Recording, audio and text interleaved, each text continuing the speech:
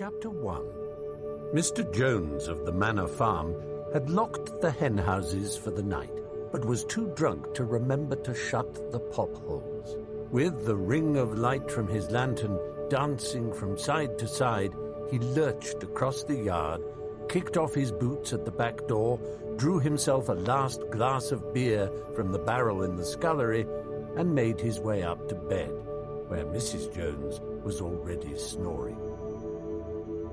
As soon as the light in the bedroom went out, there was a stirring and a fluttering all through the farm buildings. Word had gone round during the day that old Major, the prize middle white boar, had had a strange dream on the previous night and wished to communicate it to the other animals. It had been agreed that they should all meet in the big barn as soon as Mr. Jones was safely out of the way. Old Major, so he was always called, though the name under which he had been exhibited was Willingdon Beauty, was so highly regarded on the farm that everyone was quite ready to lose an hour's sleep in order to hear what he had to say. At one end of the big barn, on a sort of raised platform, Major was already ensconced on his bed of straw under a lantern which hung from a beam. He was 12 years old and had lately grown rather stout, but he was still a majestic-looking pig with a wise and benevolent appearance, in spite of the fact that his tushes had never been cut. Before long, the other animals began to arrive and make themselves comfortable after their different fashions. First came the 3 dogs, Bluebell, Jessie, and Pincher, and then the pigs, who settled down in the straw immediately in front of the platform. The hens perched themselves on the windowsills, the pigeons fluttered up to the rafters, the sheep and cows lay down behind the pigs and began to chew the cud. The 2 cart horses, Boxer and Clover, came in together, walking very slowly and setting down their vast hairy hoofs with great care, lest there should be some small animal concealed in the straw. Clover was a stout motherly mare, approaching middle life, who had never quite got her figure back after her 4th foal. Boxer was an enormous beast, nearly 18 hands high and as strong as any 2 ordinary horses put together.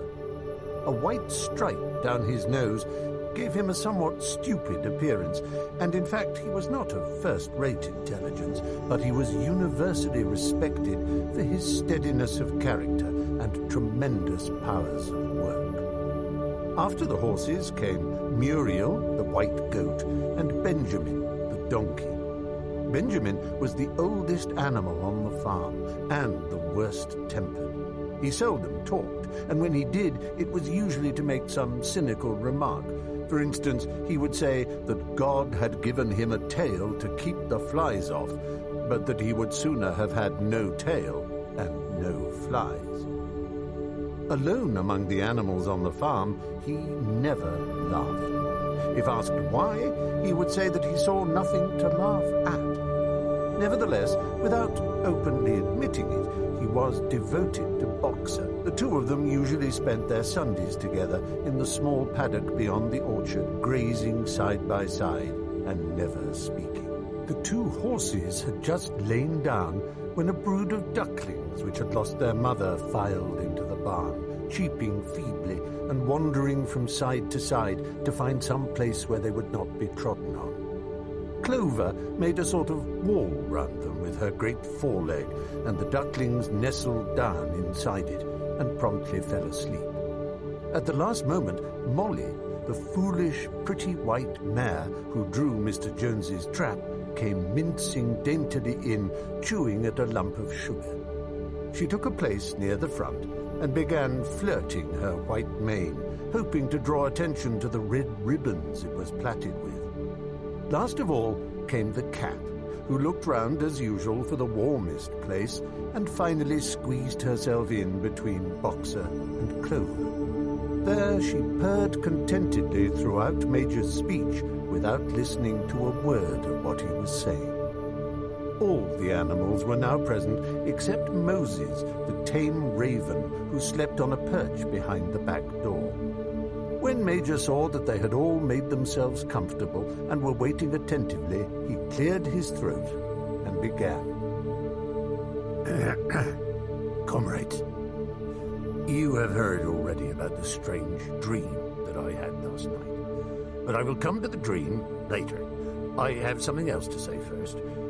I do not think, comrades, that I shall be with you for many months longer, and before I die, I feel it my duty to pass on to you such wisdom as I have acquired. I have had a long life. I have had much time for thought as I lay alone in my stall.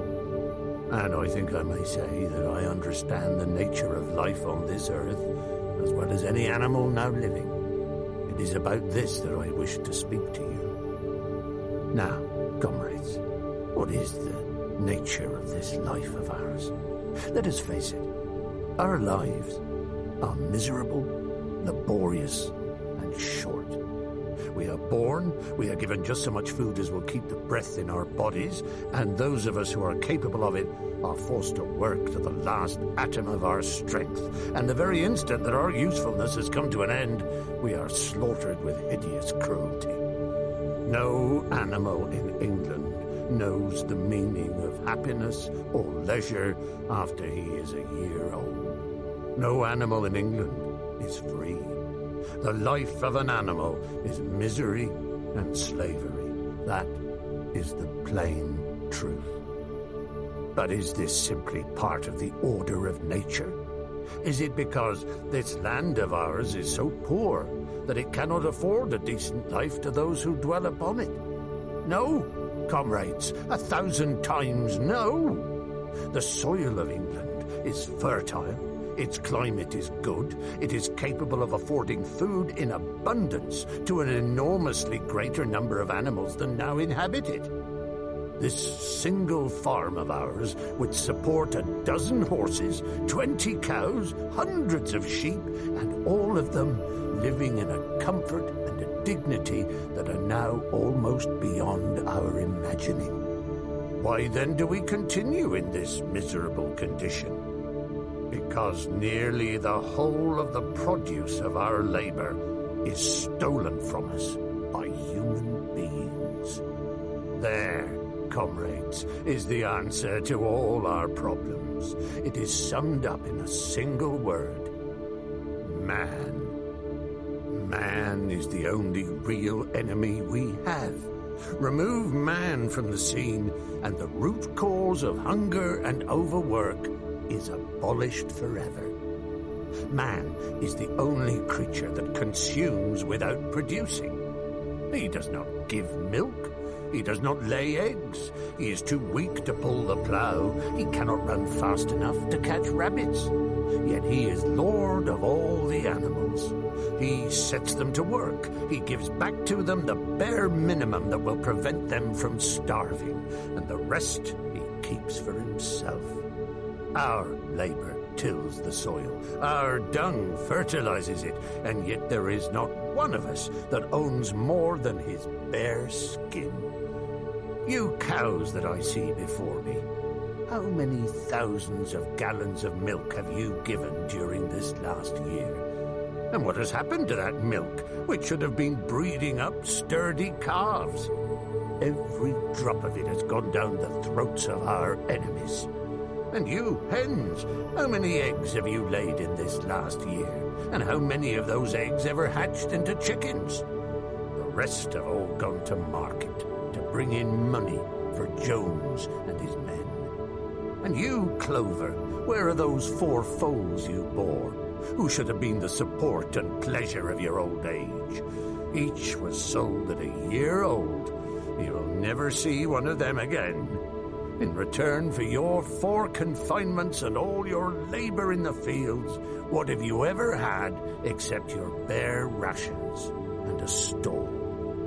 And even the miserable lives we lead are not allowed to reach their natural span. For myself, I do not grumble, for I am one of the lucky ones. I am 12 years old, and have had over 400 children. Such is the natural life of a pig.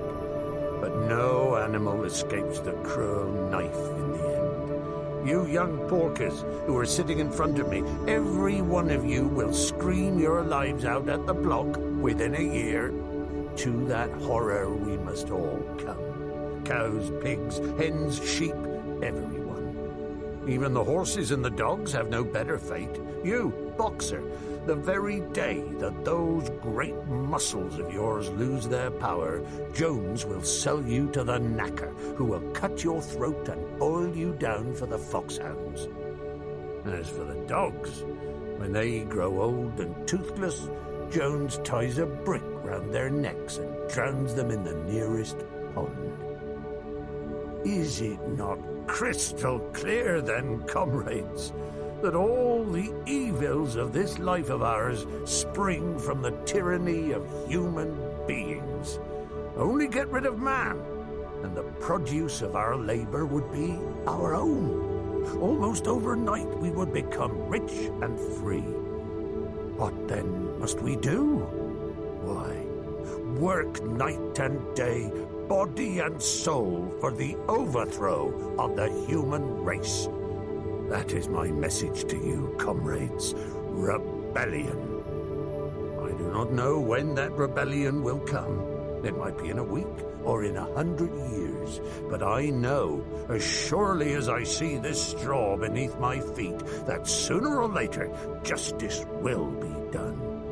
Fix your eyes on that, comrades, throughout the short remainder of your lives. And above all, pass on this message of mine to those who come after you, so that future generations shall carry on the struggle until it is victorious.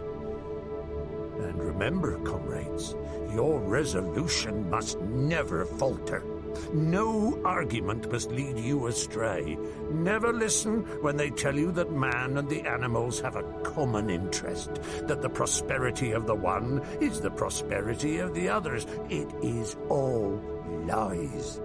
Man serves the interests of no creature except himself.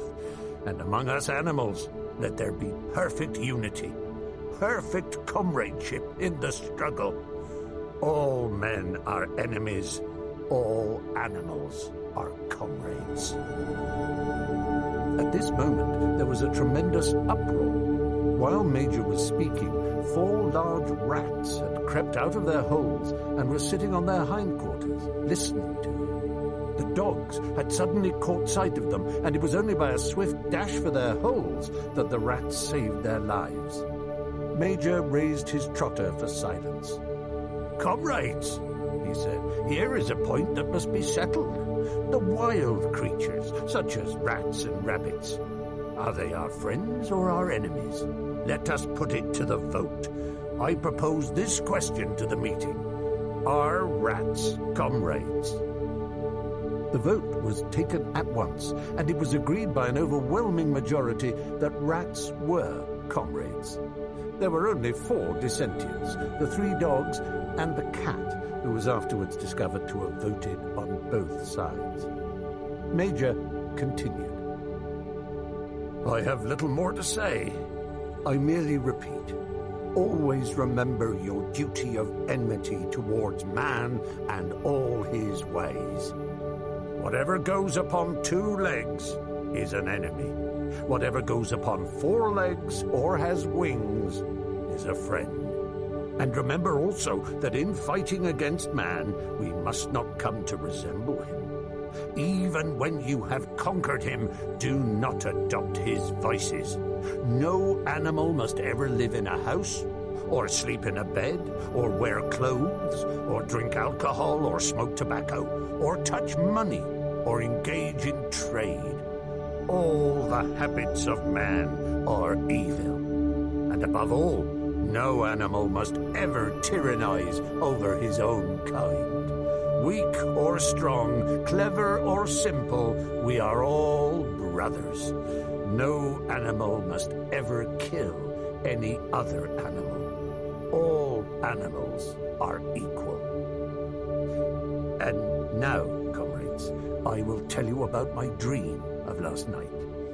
I cannot describe that dream to you. It was a dream of the earth as it will be when man has vanished, but it reminded me of something that I had long forgotten.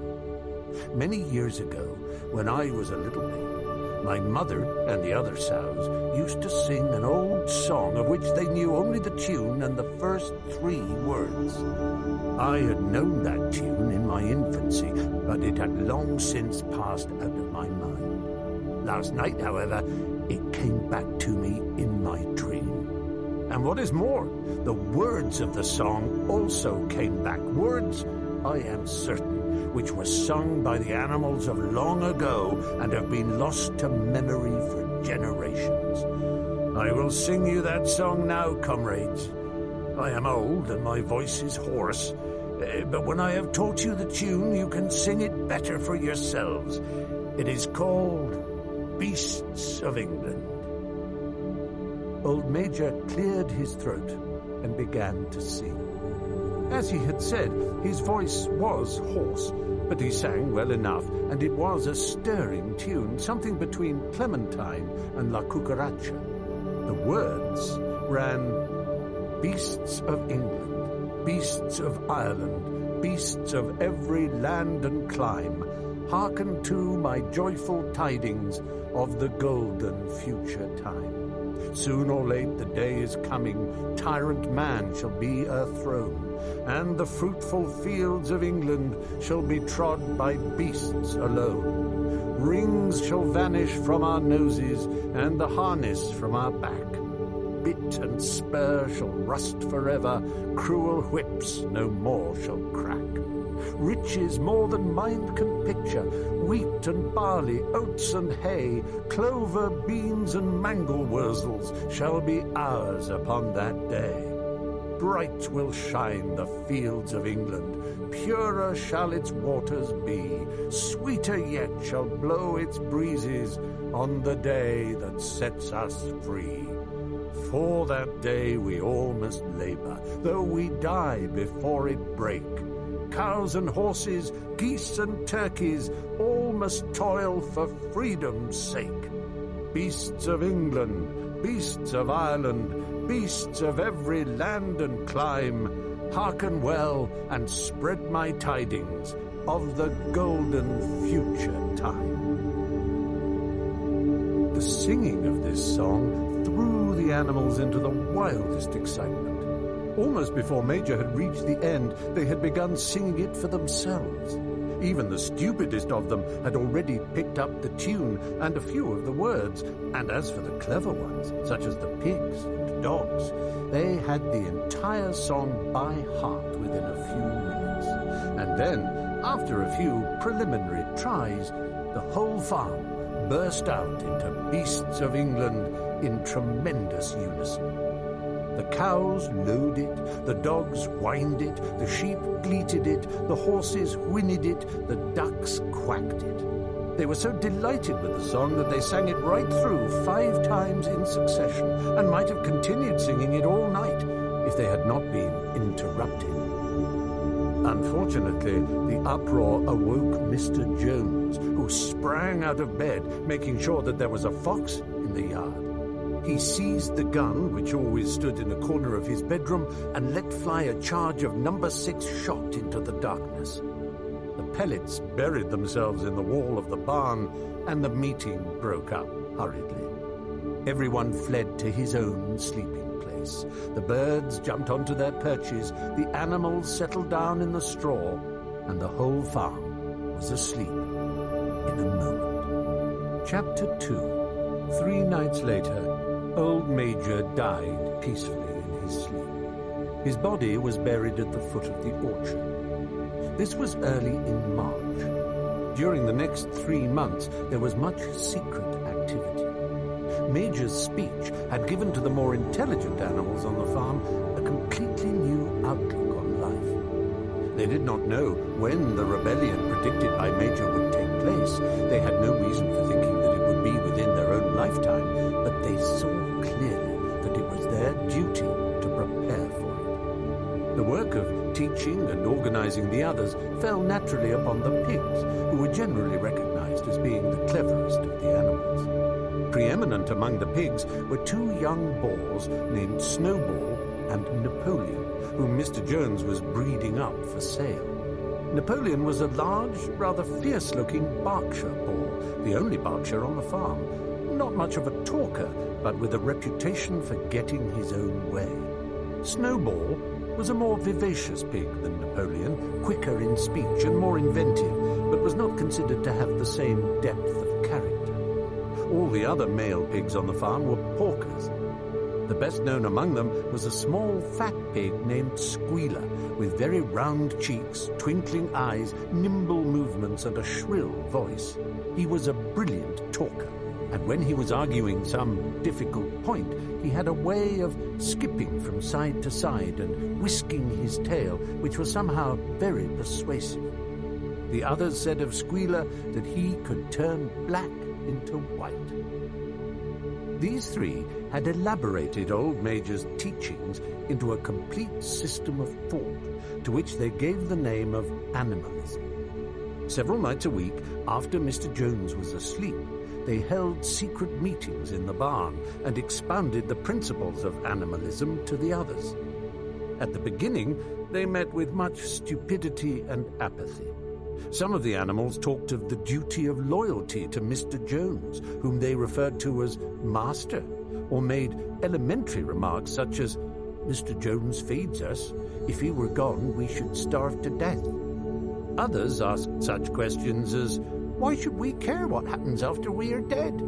Or, "If this rebellion is to happen anyway, what difference does it make whether we work for it or not?" And the pigs had great difficulty in making them see that this was contrary to the spirit of animalism. The stupidest questions of all were asked by Molly, the white mare. The very first question she asked Snowball was, "Will there still be sugar after the rebellion?" "No," said Snowball firmly. "We have no means of making sugar on this farm. Besides, you do not need sugar. You will have all the oats and hay you want."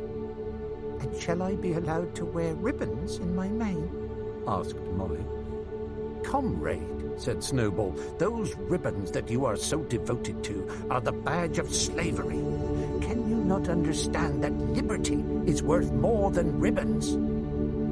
Molly agreed, but she did not sound very convinced. The pigs had an even harder struggle to counteract the lies put about by Moses, the tame raven. Moses, who was Mr. Jones's especial pet, was a spy and a tale-bearer, but he was also a clever talker. He claimed to know of the existence of a mysterious country called Sugar Candy Mountain, to which all animals went when they died. It was situated somewhere up in the sky, a little distance beyond the clouds, Moses said.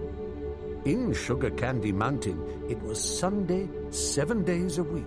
Clover was in season all the year round, and lump sugar and linseed cake grew on the hedges. The animals hated Moses because he told tales and did no work, but some of them believed in Sugar Candy Mountain, and the pigs had to argue very hard to persuade them that there was no such place. Their most faithful disciples were the two cart horses, Boxer and Clover. These two had great difficulty in thinking anything out for themselves, but having once accepted the pigs as their teachers, they absorbed everything that they were told and passed it on to the other animals by simple arguments. They were unfailing in their attendance at the secret meetings in the barn and led the singing of Beasts of England, with which the meetings always ended. Now, as it turned out, the rebellion was achieved much earlier and more easily than anyone had expected. In past years, Mr. Jones, although a hard master, had been a capable farmer, but of late he had fallen on evil days. He had become much disheartened after losing money in a lawsuit and had taken to drinking more than was good for him. For whole days at a time, he would lounge in his Windsor chair in the kitchen, reading the newspapers, drinking, and occasionally feeding Moses on crusts of bread soaked in beer. His men were idle and dishonest. The fields were full of weeds, the buildings wanted roofing, the hedges were neglected, and the animals were underfed. June came, and the hay was almost ready for cutting. On Midsummer's Eve, which was a Saturday, Mr. Jones went into Willingdon and got so drunk at the Red Lion that he did not come back till midday on Sunday. The men had milked the cows in the early morning and then had gone out rabbiting without bothering to feed the animals.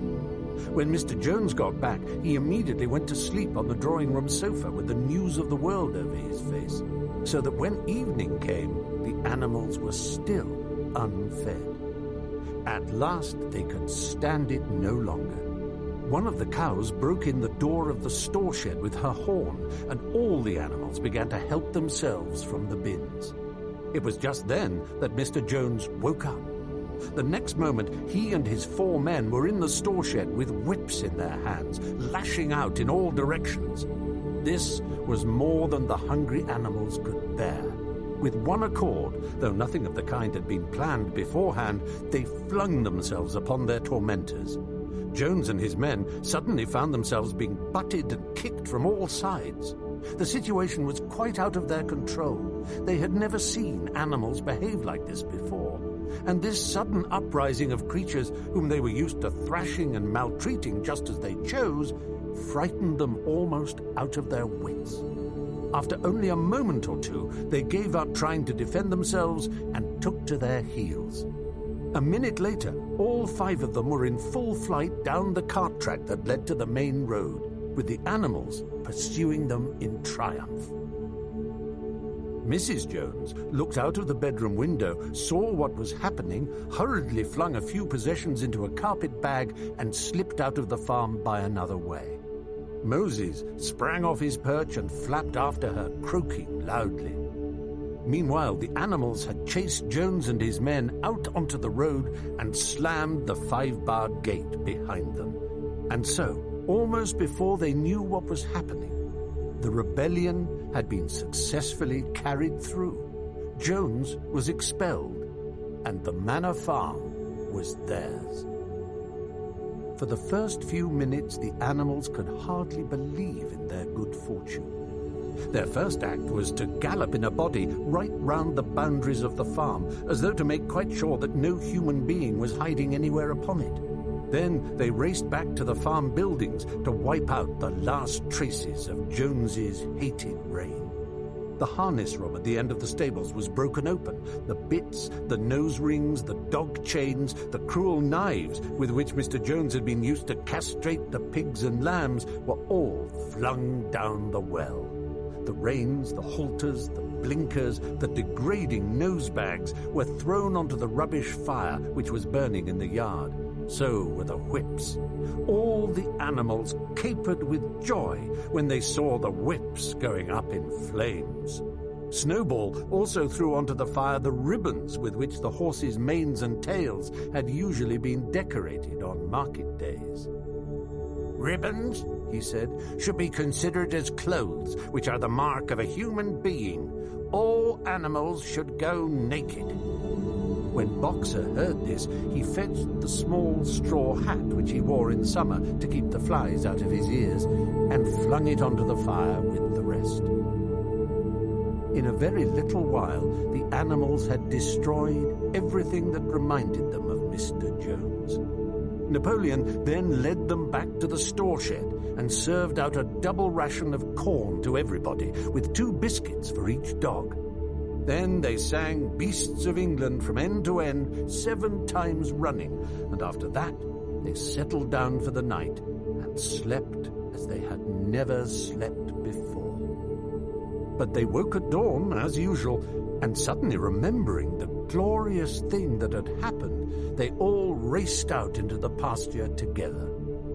A little way down the pasture there was a knoll that commanded a view of most of the farm. The animals rushed to the top of it and gazed round them in the clear morning light. Yes, it was theirs. Everything that they could see was theirs. In the ecstasy of that thought, they gambolled round and round. They hurled themselves into the air in great leaps of excitement. They rolled in the dew. They cropped mouthfuls of the sweet summer grass. They kicked up clods of the black earth and snuffed its rich scent. Then they made a tour of inspection of the whole farm and surveyed with speechless admiration the ploughland, the hayfield, the orchard, the pool, the spinney. It was as though they had never seen these things before, and even now they could hardly believe that it was all their own. Then they filed back to the farm buildings and halted in silence outside the door of the farmhouse. That was theirs too, but they were frightened to go inside.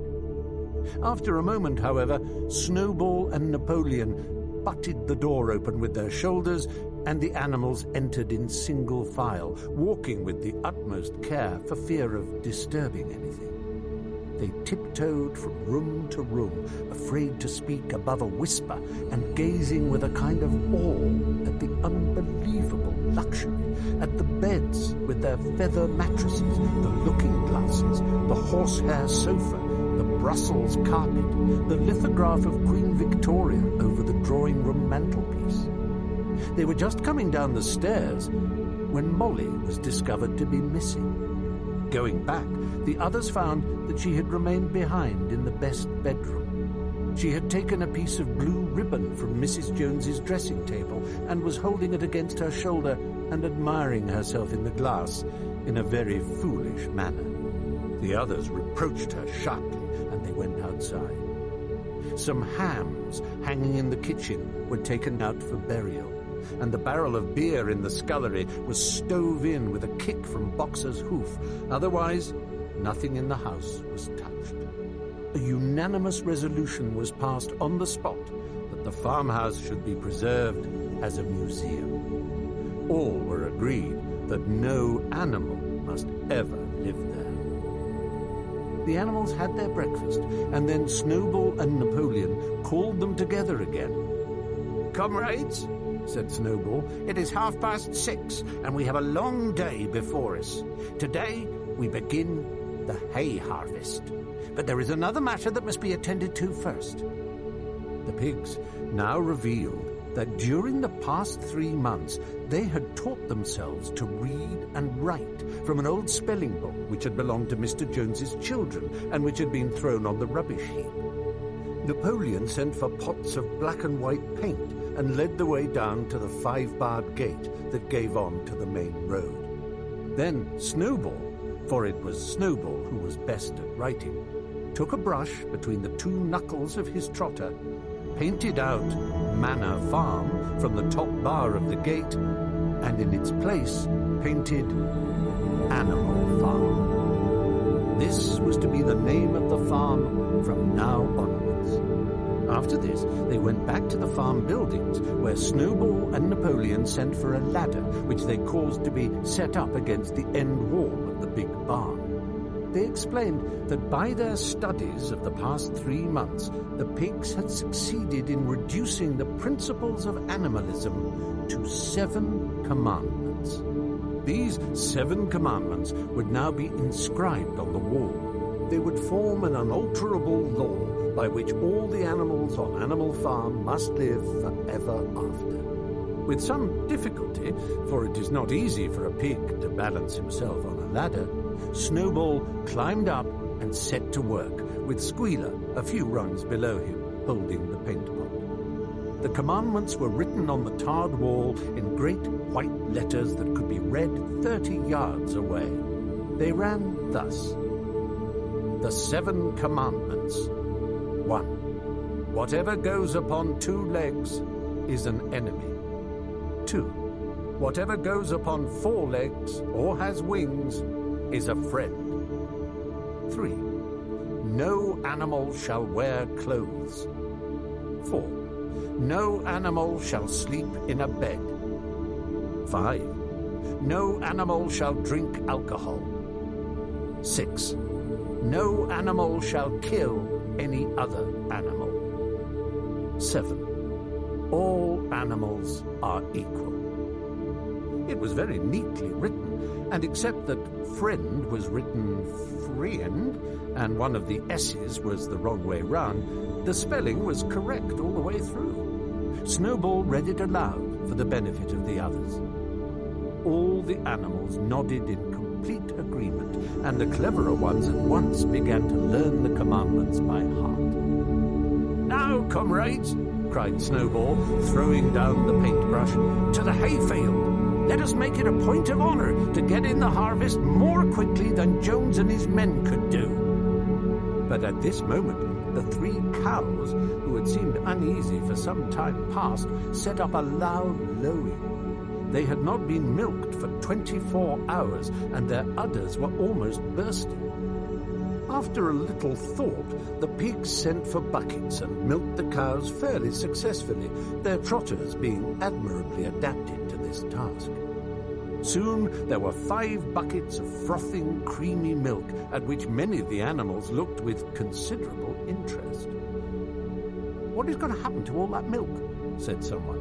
"Jones used sometimes to mix some of it in our mash," said one of the hens. "Never mind the milk, comrades," cried Napoleon, placing himself in front of the buckets. "That will be attended to. The harvest is more important. Comrade Snowball will lead the way. I shall follow in a few minutes. Forward, comrades, the hay is waiting." So the animals trooped down to the hayfield to begin the harvest. And when they came back in the evening, it was noticed that the milk had disappeared. Chapter 3. How they toiled and sweated to get the hay. But their efforts were rewarded, for the harvest was an even bigger success than they had hoped. Sometimes the work was hard. The implements had been designed for human beings and not for animals, and it was a great drawback that no animal was able to use any tool that involved standing on his hind legs. But the pigs were so clever that they could think of a way round every difficulty.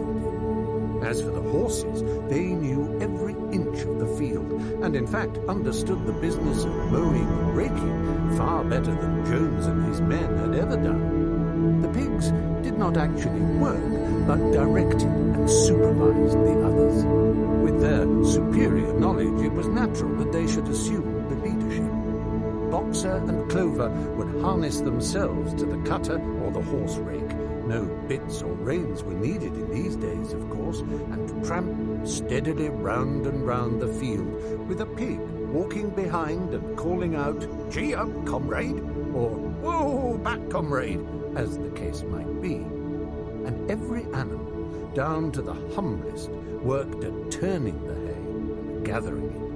Even the ducks and hens toiled to and fro all day in the sun, carrying tiny wisps of hay in their beaks.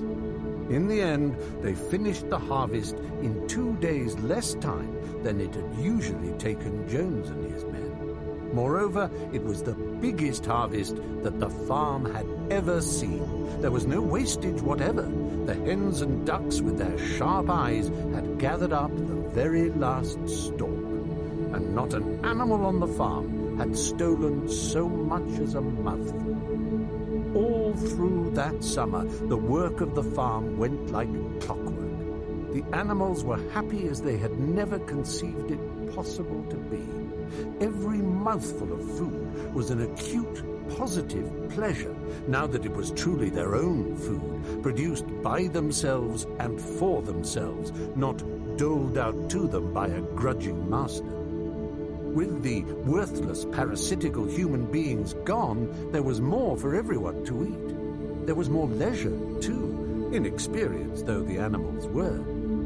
They met with many difficulties. For instance, later in the year, when they harvested the corn, they had to tread it out in the ancient style and blow away the chaff with their breath, since the farm possessed no threshing machine. But the pigs, with their cleverness, and Boxer, with his tremendous muscles, always pulled them through. Boxer was the admiration of everybody. He had been a hard worker even in Jones's time, but now he seemed more like 3 horses than 1. There were days when the entire work of the farm seemed to rest on his mighty shoulders. From morning to night, he was pushing and pulling, always at the spot where the work was hardest. He had made an arrangement with one of the cockerels to call him in the mornings half an hour earlier than anyone else. and would put in some volunteer labor at whatever seemed to be most needed before the regular day's work began. His answer to every problem, every setback was, "I will work harder," which he had adopted as his personal motto. But everyone worked according to his capacity. The hens and ducks, for instance, saved 5 bushels of corn at the harvest by gathering up the stray grains. Nobody stole, nobody grumbled over his rations. The quarreling and biting and jealousy, which had been normal features of life in the old days, had almost disappeared. Nobody shirked, or almost nobody. Molly, it was true, was not good at getting up in the mornings, and had a way of leaving work early on the ground that there was a stone in her hoof. And the behavior of the cat was somewhat peculiar. It was soon noticed that when there was work to be done, the cat could never be found. She would vanish for hours on end and then reappear at meal times or in the evening after work was over, as though nothing had happened. But she always made such excellent excuses and purred so affectionately that it was impossible not to believe in her good intentions. Old Benjamin, the donkey, seemed quite unchanged since the rebellion. He did his work in the same slow, obstinate way as he had done it in Jones's time, never shirking and never volunteering for extra work either. About the rebellion and its results, he would express no opinion. When asked whether he was not happier now that Jones was gone, he would say only, "Donkeys live a long time. None of you has ever seen a dead donkey." And the others had to be content with this cryptic answer. On Sundays, there was no work. Breakfast was an hour later than usual, and after breakfast there was a ceremony which was observed every week without fail. First came the hoisting of the flag. Snowball had found in the harness room an old green tablecloth of Mrs. Jones's and had painted on it a hoof and a horn in white. This was run up the flagstaff in the farmhouse garden every Sunday morning. The flag was green, Snowball explained, to represent the green fields of England, while the hoof and horn signified the future republic of the animals which would arise when the human race had been finally overthrown. After the hoisting of the flag, all the animals trooped into the big barn for a general assembly, which was known as the meeting. Here, the work of the coming week was planned out, and resolutions were put forward and debated. It was always the pigs who put forward the resolutions. The other animals understood how to vote, but could never think of any resolutions of their own. Snowball and Napoleon were by far the most active in the debates. But it was noticed that these two were never in agreement. Whatever suggestion either of them made, the other could be counted on to oppose it.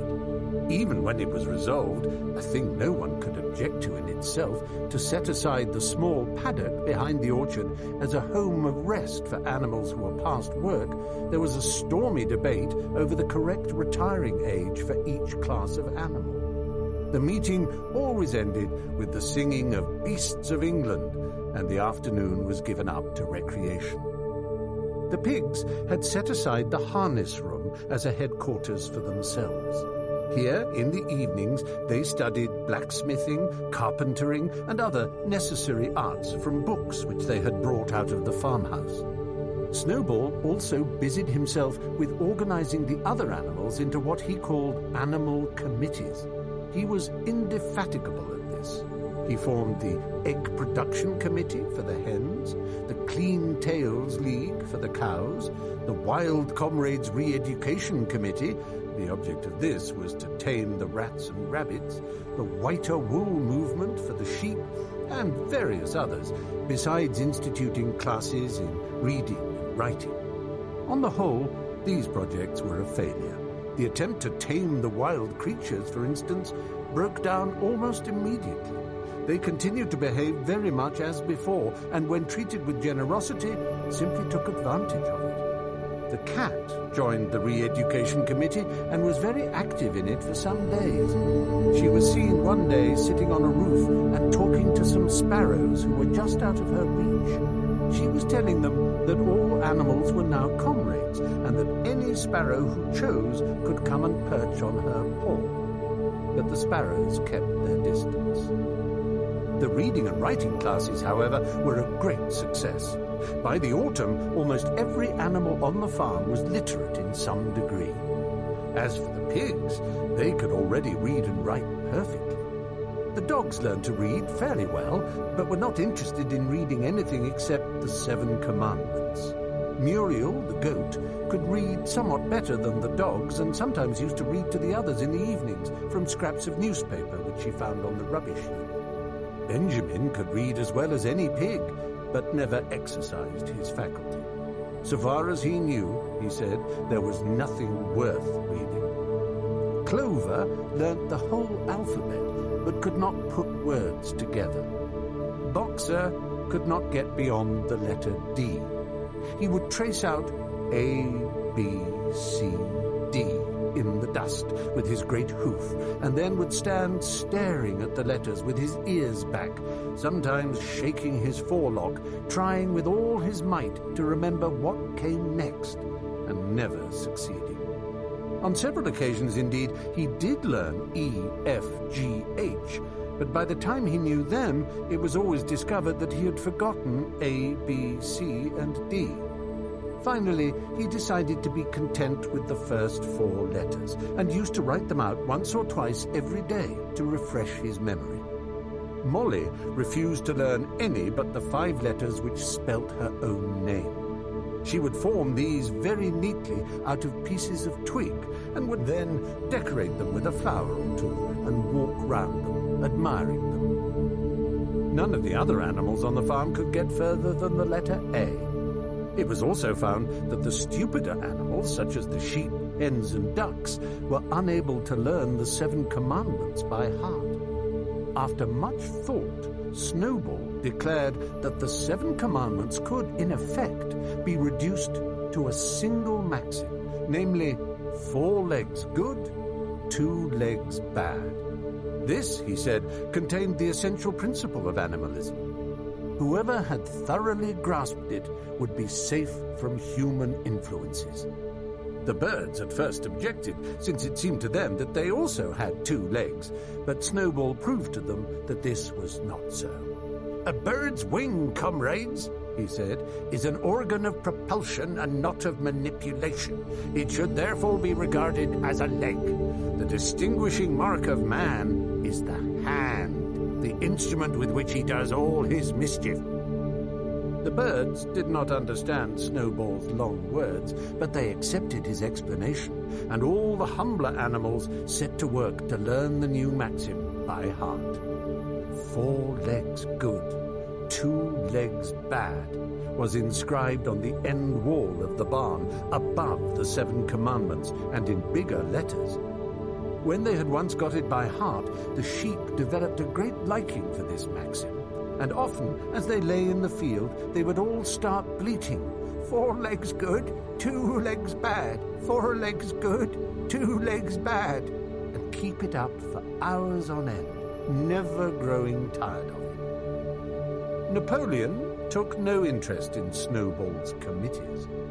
He said that the education of the young was more important than anything that could be done for those who were already grown up. It happened that Jessie and Bluebell had both whelped soon after the hay harvest, giving birth between them to 9 sturdy puppies. As soon as they were weaned, Napoleon took them away from their mothers, saying that he would make himself responsible for their education. He took them up into a loft, which could only be reached by a ladder from the harness room, and there kept them in such seclusion that the rest of the farm soon forgot their existence. The mystery of where the milk went to was soon cleared up. It was mixed every day into the pigs' mash. The early apples were now ripening, and the grass of the orchard was littered with windfalls. The animals had assumed as a matter of course that these would be shared out equally. One day, however, the order went forth that all the windfalls were to be collected and brought to the harness room for the use of the pigs. At this, some of the other animals murmured, but it was no use. All the pigs were in full agreement on this point, even Snowball and Napoleon. Squealer was sent to make the necessary explanations to the others. Comrade, he cried, you do not imagine, I hope, that we pigs are doing this in a spirit of selfishness and privilege. Many of us actually dislike milk and apples. I dislike them myself. Our sole object in taking these things is to preserve our health. Milk and apples, this has been proved by science, comrades, contain substances absolutely necessary to the well-being of a pig. We pigs are brain workers. The whole management and organization of this farm depend on us. Day and night we are watching over your welfare. It is for your sake that we drink that milk and eat those apples. Do you know what would happen if we pigs failed in our duty? Jones would come back. Yes, Jones would come back. Surely, comrades, cried Squealer, almost pleadingly, skipping from side to side and whisking his tail. Surely there is no one among you who wants to see Jones come back. Now, if there was one thing that the animals were completely certain of, it was that they did not want Jones back. When it was put to them in this light, they had no more to say. The importance of keeping the pigs in good health was all too obvious. So it was agreed without further argument that the milk and the windfall apples, and also the main crop of apples when they ripened, should be reserved for the pigs alone. Chapter 4. By the late summer, the news of what had happened on Animal Farm had spread across half the county.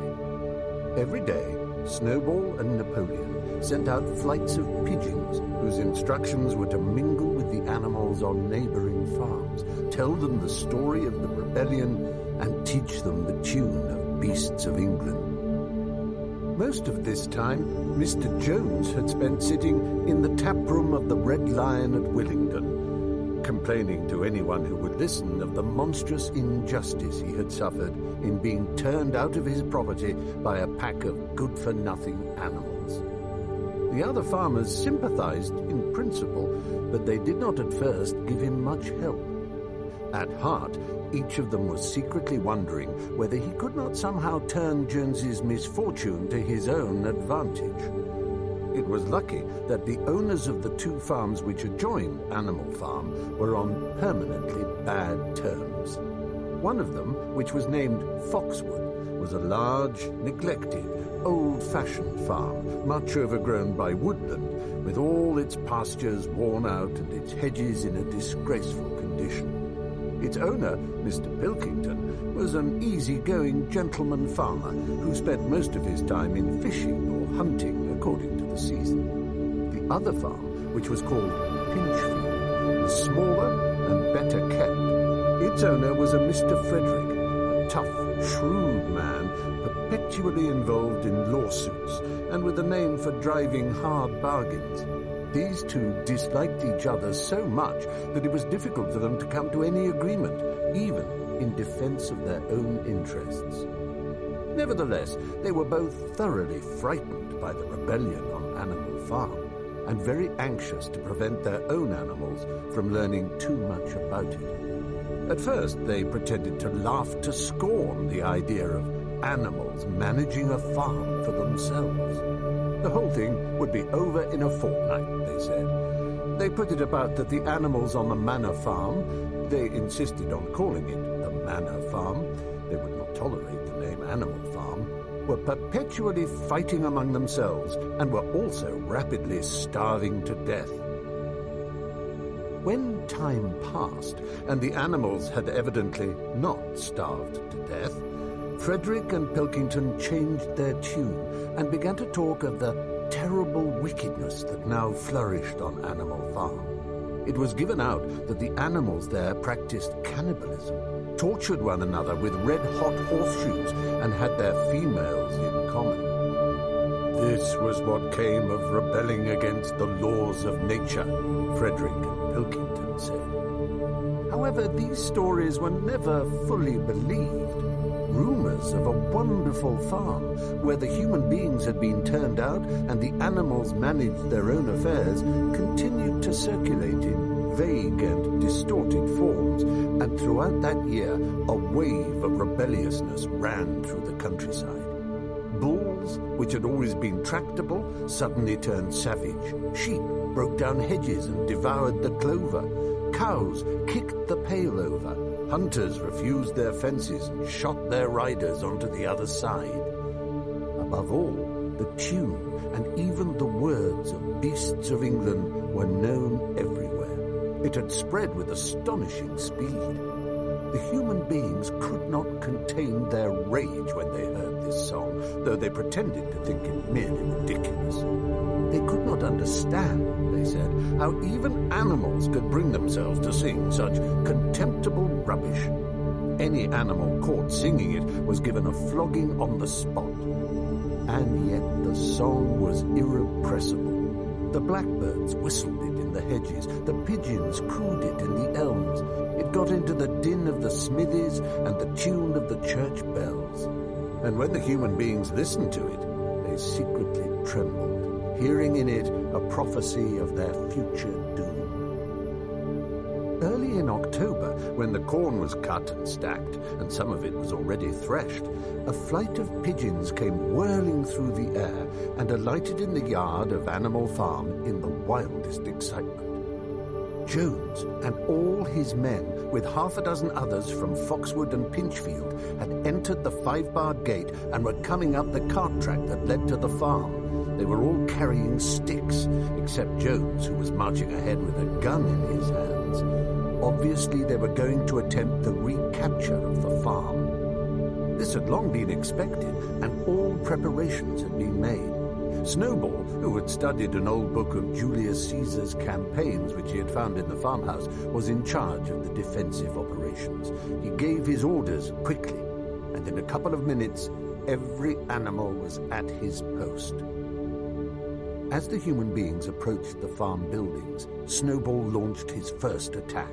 All the pigeons, to the number of 35, flew to and fro over the men's heads and dropped their dung on them from mid-air. And while the men were dealing with this, the geese, who had been hiding behind the hedge, rushed out and pecked viciously at the calves of their legs. However, this was only a light skirmishing maneuver intended to create a little disorder, and the men easily drove the geese off with their sticks. Snowball now launched his second line of attack. Muriel, Benjamin, and all the sheep, with Snowball at the head of them, rushed forward and prodded and butted the men from every side, while Benjamin turned round and lashed at them with his small hoofs. But once again, the men with their sticks and their hobnailed boots were too strong for them. And suddenly, at a squeal from Snowball, which was the signal for retreat, all the animals turned and fled through the gateway into the yard. The men gave a shout of triumph. They saw, as they imagined, their enemies in flight, and they rushed after them in disorder. This was just what Snowball had intended. As soon as they were well inside the yard, the 3 horses, the 3 cows, and the rest of the pigs, who had been lying in ambush in the cowshed, suddenly emerged in their rear, cutting them off. Snowball now gave the signal for the charge. He himself dashed straight for Jones. Jones saw him coming, raised his gun, and fired. The pellets scored bloody streaks along Snowball's back, and a sheep dropped dead. Without halting for an instant, Snowball flung his 15 stone against Jones's legs. Jones was hurled into a pile of dung, and his gun flew out of his hands.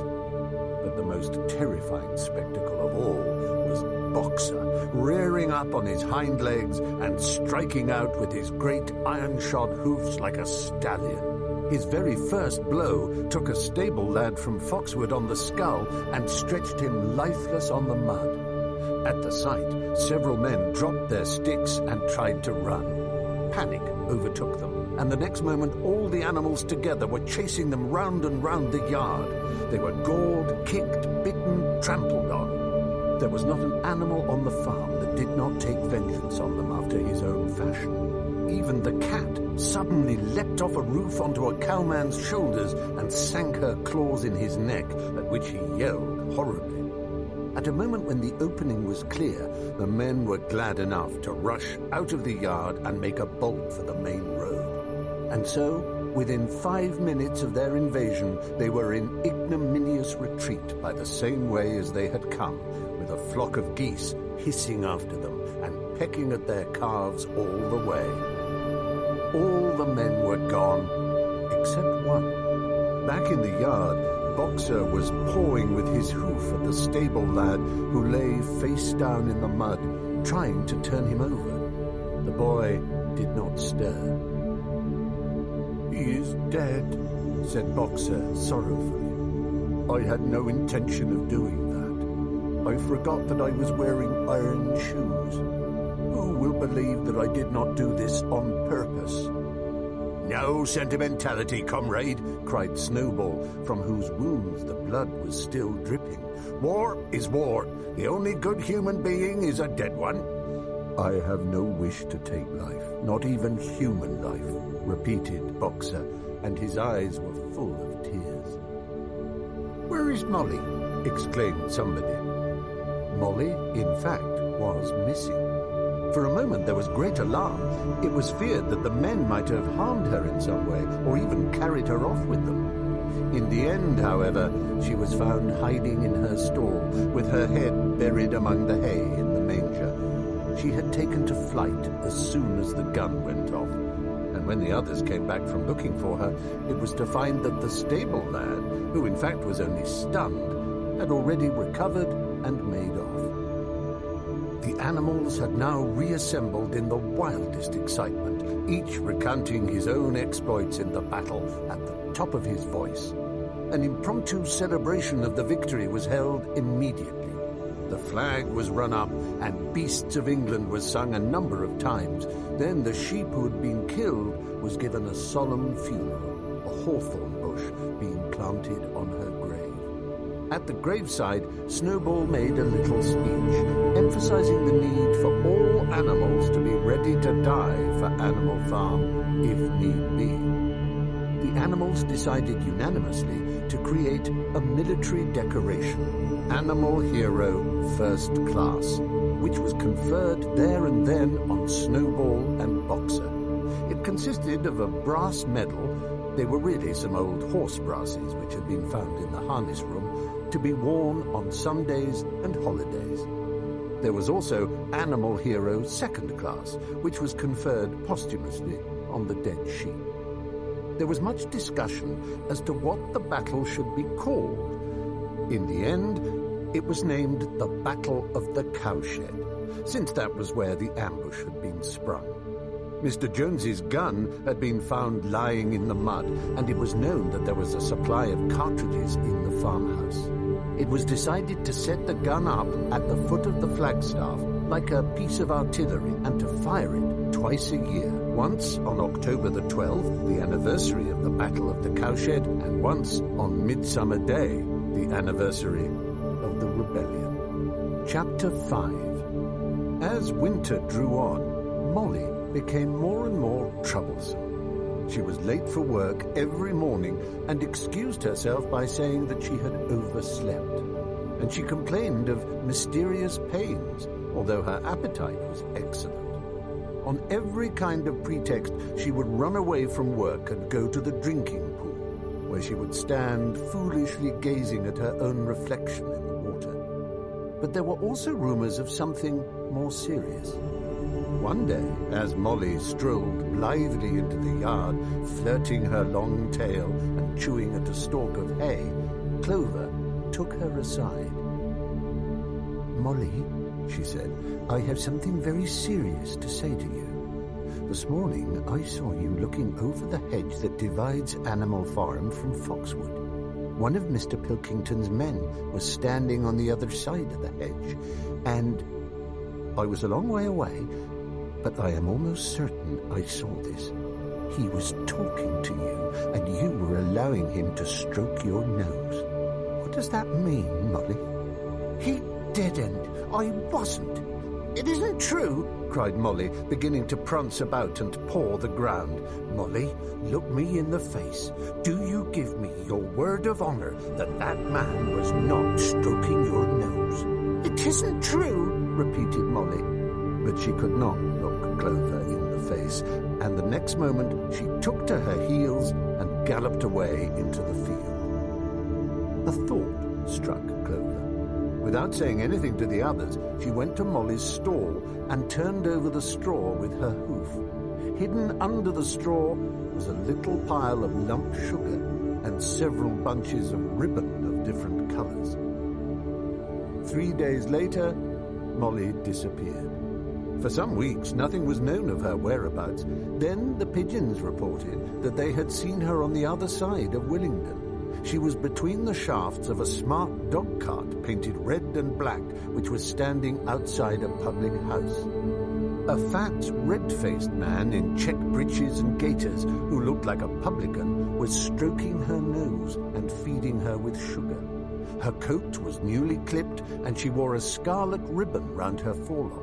She appeared to be enjoying herself, so the pigeon said. None of the animals ever mentioned Molly again. In January, there came bitterly hard weather.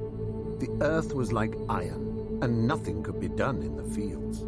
Many meetings were held in the big barn, and the pigs occupied themselves with planning out the work of the coming season. It had come to be accepted that the pigs, who were manifestly cleverer than the other animals, should decide all questions of farm policy, though their decisions had to be ratified by a majority vote. This arrangement would have worked well enough if it had not been for the disputes between Snowball and Napoleon. These two disagreed at every point where disagreement was possible. If one of them suggested sowing a bigger acreage with barley, the other was certain to demand a bigger acreage of oats. And if one of them said that such and such a field was just right for cabbages, the other would declare that it was useless for anything except roots. Each had his own following, and there were some violent debates. At the meetings, Snowball often won over the majority by his brilliant speeches, but Napoleon was better at canvassing support for himself in between times. He was especially successful with the sheep. Of late, the sheep had taken to bleating 4 legs good, 2 legs bad, both in and out of season, and they often interrupted the meeting with this. It was noticed that they were especially liable to break into 4 legs good, 2 legs bad at crucial moments in Snowball's speeches. Snowball had made a close study of some back numbers of the Farmer and Stock Breeder, which he had found in the farmhouse, and was full of plans for innovations and improvements. He talked learnedly about field drains, silage, and basic slag, and had worked out a complicated scheme for all the animals to drop their dung directly in the fields at a different spot every day to save the labor of cartage. Napoleon produced no schemes of his own, but said quietly that Snowball's would come to nothing, and seemed to be biding his time. But of all their controversies, none was so bitter as the one that took place over the windmill. In the long pasture, not far from the farm buildings, there was a small knoll, which was the highest point on the farm. After surveying the ground, Snowball declared that this was just the place for a windmill, which could be made to operate a dynamo and supply the farm with electrical power. This would light the stalls and warm them in winter, and would also run a circular saw, a chaff cutter, a mangle slicer, and an electric milking machine. The animals had never heard of anything of this kind before, for the farm was an old-fashioned one and had only the most primitive machinery, and they listened in astonishment while Snowball conjured up pictures of fantastic machines which would do their work for them while they grazed at their ease in the fields or improved their minds with reading and conversation. Within a few weeks, Snowball's plans for the windmill were fully worked out. The mechanical details came mostly from 3 books which had belonged to Mr. Jones. 1,000 Useful Things to Do About the House, Every Man His Own Bricklayer, and Electricity for Beginners. Snowball used as his study a shed which had once been used for incubators and had a smooth wooden floor suitable for drawing on. He was closeted there for hours at a time. With his books held open by a stone and with a piece of chalk gripped between the knuckles of his trotter, he would move rapidly to and fro, drawing in line after line and uttering little whimpers of excitement. Gradually, the plans grew into a complicated mass of cranks and cogwheels, covering more than half the floor, which the other animals found completely unintelligible but very impressive. All of them came to look at Snowball's drawings at least once a day. Even the hens and ducks came, and were at pains not to tread on the chalk marks. Only Napoleon held aloof. He had declared himself against the windmill from the start. One day, however, he arrived unexpectedly to examine the plans. He walked heavily round the shed, looked closely at every detail of the plans, and snuffed at them once or twice, then stood for a little while contemplating them out of the corner of his eye. Then suddenly he lifted his leg, urinated over the plans, and walked out without uttering a word. The whole farm was deeply divided on the subject of the windmill. Snowball did not deny that to build it would be a difficult business. Stone would have to be quarried and built up into walls, then the sails would have to be made, and after that there would be need for dynamos and cables. How these were to be procured, Snowball did not say, but he maintained that it could all be done in a year. And thereafter, he declared, so much labor would be saved that the animals would only need to work 3 days a week. Napoleon, on the other hand, argued that the great need of the moment was to increase food production, and that if they wasted time on the windmill, they would all starve to death. The animals formed themselves into two factions, under the slogans, "Vote for Snowball and the 3-day week," and "Vote for Napoleon and the full manger." Benjamin was the only animal who did not side with either faction. He refused to believe either that food would become more plentiful or that the windmill would save work. "Windmill or no windmill," he said, "life would go on as it had always gone on, that is, badly." Apart from the disputes over the windmill, there was the question of the defense of the farm. It was fully realized that though the human beings had been defeated in the Battle of the Cowshed, they might make another and more determined attempt to recapture the farm and reinstate Mr. Jones. They had all the more reason for doing so because the news of their defeat had spread across the countryside and made the animals on the neighboring farms more restive than ever. As usual, Snowball and Napoleon were in disagreement.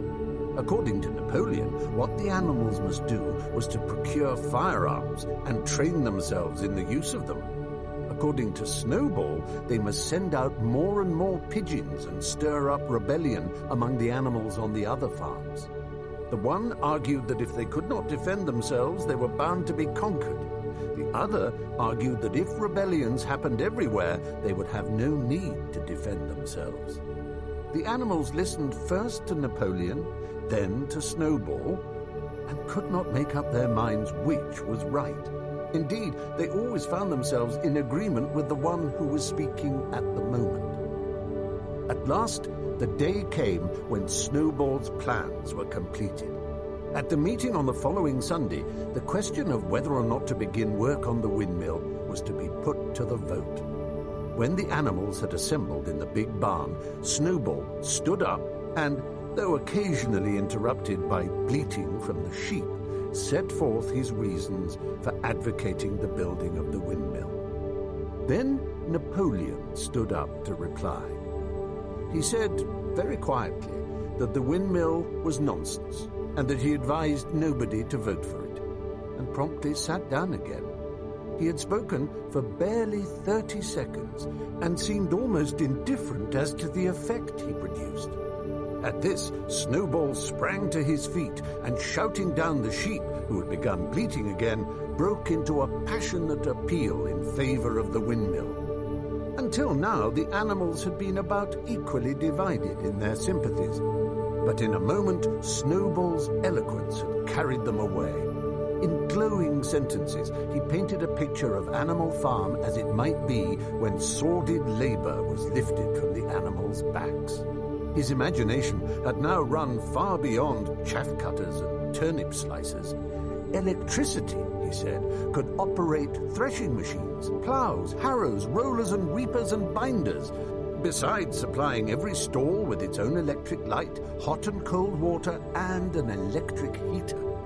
By the time he had finished speaking, there was no doubt as to which way the vote would go. But just at this moment, Napoleon stood up and, casting a peculiar sidelong look at Snowball, uttered a high-pitched whimper of a kind no one had ever heard him utter before. At this there was a terrible baying sound outside, and 9 enormous dogs wearing brass-studded collars came bounding into the barn. They dashed straight for Snowball, who only sprang from his place just in time to escape their snapping jaws. In a moment he was out of the door and they were after him. Too amazed and frightened to speak, all the animals crowded through the door to watch the chase. Snowball was racing across the long pasture that led to the road. He was running as only a pig can run, but the dogs were close on his heels. Suddenly he slipped, and it seemed certain that they had him. Then he was up again, running faster than ever. Then the dogs were gaining on him again. One of them all but closed his jaws on Snowball's tail, but Snowball whisked it free just in time. Then he put on an extra spurt and, with a few inches to spare, slipped through a hole in the hedge and was seen no more.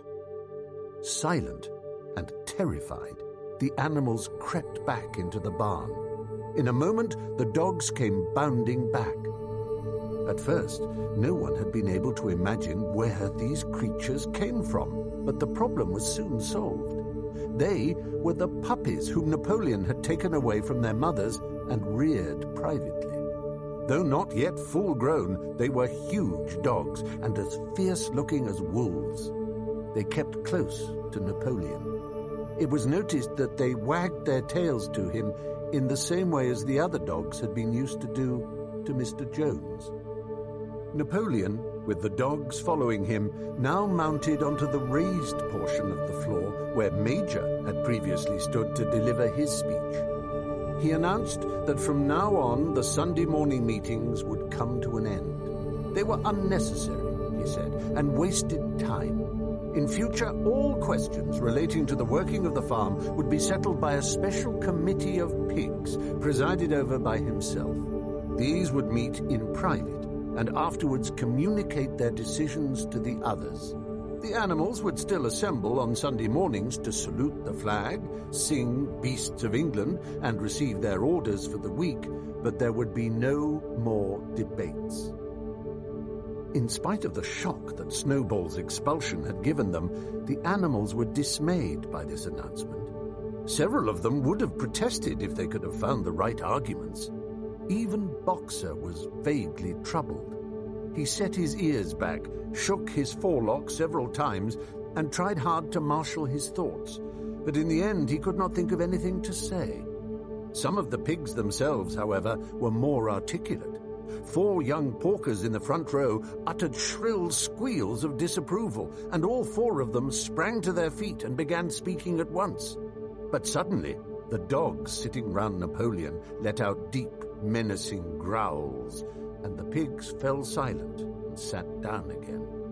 Then the sheep broke out into a tremendous bleating of 4 legs good, 2 legs bad, which went on for nearly a quarter of an hour and put an end to any chance of discussion. Afterwards, Squealer was sent round the farm to explain the new arrangement to the others. "Comrades," he said, "I trust that every animal here appreciates the sacrifice that Comrade Napoleon has made in taking this extra labor upon himself. Do not imagine, comrades, that leadership is a pleasure. On the contrary, it is a deep and heavy responsibility. No one believes more firmly than Comrade Napoleon that all animals are equal. He would be only too happy to let you make your decisions for yourselves. But sometimes you might make the wrong decisions, comrades, and then where should we be? Suppose you had decided to follow Snowball with his moonshine of windmills. Snowball, who, as we now know, was no better than a criminal. He fought bravely at the Battle of the Cowshed, said somebody. Bravery is not enough, said Squealer. Loyalty and obedience are more important. And as to the Battle of the Cowshed, I believe the time will come when we shall find that Snowball's part in it was much exaggerated. Discipline, comrades, iron discipline. That is the watchword for today. One false step and our enemies would be upon us. Surely, comrades, you do not want Jones back? Once again, this argument was unanswerable. Certainly the animals did not want Jones back. If the holding of debates on Sunday morning was liable to bring him back, then the debates must stop. Boxer, who had now had time to think things over, voiced the general feeling by saying, "If Comrade Napoleon says it, it must be right." And from then on, he adopted the maxim, "Napoleon is always right," in addition to his private motto of, "I will work harder." By this time, the weather had broken and the spring ploughing had begun. The shed where Snowball had drawn his plans of the windmill had been shut up, and it was assumed that the plans had been rubbed off the floor. Every Sunday morning at 10 o'clock, the animals assembled in the big barn to receive their orders for the week. The skull of Old Major, now clean of flesh, had been disinterred from the orchard and set up on a stump at the foot of the flagstaff beside the gun. After the hoisting of the flag, the animals were required to file past the skull in a reverent manner before entering the barn. Nowadays, they did not sit all together as they had done in the past. Napoleon, with Squealer and another pig named Minimus, who had a remarkable gift for composing songs and poems, sat on the front of the raised platform, with the 9 young dogs forming a semicircle round them, and the other pigs sitting behind. The rest of the animals sat facing them in the main body of the barn. Napoleon read out the orders for the week in a gruff, soldierly style, and after a single singing of Beasts of England, all the animals dispersed. On the 3rd Sunday after Snowball's expulsion, the animals were somewhat surprised to hear Napoleon announce that the windmill was to be built after all. He did not give any reason for having changed his mind, but merely warned the animals that this extra task would mean very hard work. It might even be necessary to reduce their rations. The plans, however, had all been prepared down to the last detail. A special committee of pigs had been at work upon them for the past 3 weeks. The building of the windmill, with various other improvements, was expected to take 2 years. That evening, Squealer explained privately to the other animals that Napoleon had never in reality been opposed to the windmill. On the contrary, it was he who had advocated it in the beginning, and the plan which Snowball had drawn on the floor of the incubator shed had actually been stolen from among Napoleon's papers. The windmill was, in fact, Napoleon's own creation. Why, then, asked somebody, had he spoken so strongly against it? Here, Squealer looked very sly. That, he said, was Comrade Napoleon's cunning. He had seemed to oppose the windmill simply as a maneuver to get rid of Snowball, who was a dangerous character and a bad influence. Now that Snowball was out of the way, the plan could go forward without his interference. This, said Squealer, was something called tactics. He repeated a number of times, "Tactics, comrades, tactics," skipping round and whisking his tail with a merry laugh. The animals were not certain what the word meant, but Squealer spoke so persuasively, and the 3 dogs, who happened to be with him, growled so threateningly that they accepted his explanation without further questions. Chapter 6. All that year the animals worked like slaves, but they were happy in their work, They grudged no effort or sacrifice, well aware that everything that they did was for the benefit of themselves and those of their kind who would come after them, and not for a pack of idle, thieving human beings. Throughout the spring and summer, they worked a 60-hour week, and in August, Napoleon announced that there would be work on Sunday afternoons as well. This work was strictly voluntary, but any animal who absented himself from it would have his rations reduced by half. Even so, it was found necessary to leave certain tasks undone. The harvest was a little less successful than in the previous year, and 2 fields, which should have been sown with roots in the early summer, were not sown because the ploughing had not been completed early enough. It was possible to foresee that the coming winter would be a hard one. The windmill presented unexpected difficulties. There was a good quarry of limestone on the farm, and plenty of sand and cement had been found in one of the outhouses, so that all the materials for building were at hand. But the problem the animals could not at first solve was how to break up the stone into pieces of suitable size. There seemed no way of doing this except with picks and crowbars, which no animal could use, because no animal could stand on his hind legs. Only after weeks of vain effort did the right idea occur to somebody, namely to utilize the force of gravity. Huge boulders, far too big to be used as they were lying all over the bed of the quarry. The animals lashed ropes round these, and then all together, cows, horses, sheep, any animal that could lay hold of the rope, even the pigs sometimes joined in at critical moments, they dragged them with desperate slowness up the slope to the top of the quarry, where they were toppled over the edge to shatter to pieces below. Transporting the stone when it was once broken was comparatively simple. The horses carried it off in cartloads, the sheep dragged single blocks, even Muriel and Benjamin yoked themselves into an old governess cart and did their share. By late summer, a sufficient store of stone had accumulated, and then the building began, under the superintendence of the pigs. But it was a slow, laborious process. Frequently, it took a whole day of exhausting effort to drag a single boulder to the top of the quarry, and sometimes when it was pushed over the edge, it failed to break. Nothing could have been achieved without Boxer, whose strength seemed equal to that of all the rest of the animals put together. When the boulder began to slip and the animals cried out in despair at finding themselves dragged down the hill, it was always Boxer who strained himself against the rope and brought the boulder to a stop. To see him toiling up the slope inch by inch, his breath coming fast, the tips of his hoofs clawing at the ground, and his great sides matted with sweat, filled everyone with admiration. Clover warned him sometimes to be careful not to overstrain himself, but Boxer would never listen to her. His 2 slogans, "I will work harder," and "Napoleon is always right," seemed to him a sufficient answer to all problems. He had made arrangements with the cockerel to call him 3/4 of an hour earlier in the mornings instead of half an hour. And in his spare moments, of which there were not many nowadays, he would go alone to the quarry, collect a load of broken stone, and drag it down to the site of the windmill, unassisted. The animals were not badly off throughout that summer, in spite of the hardness of their work.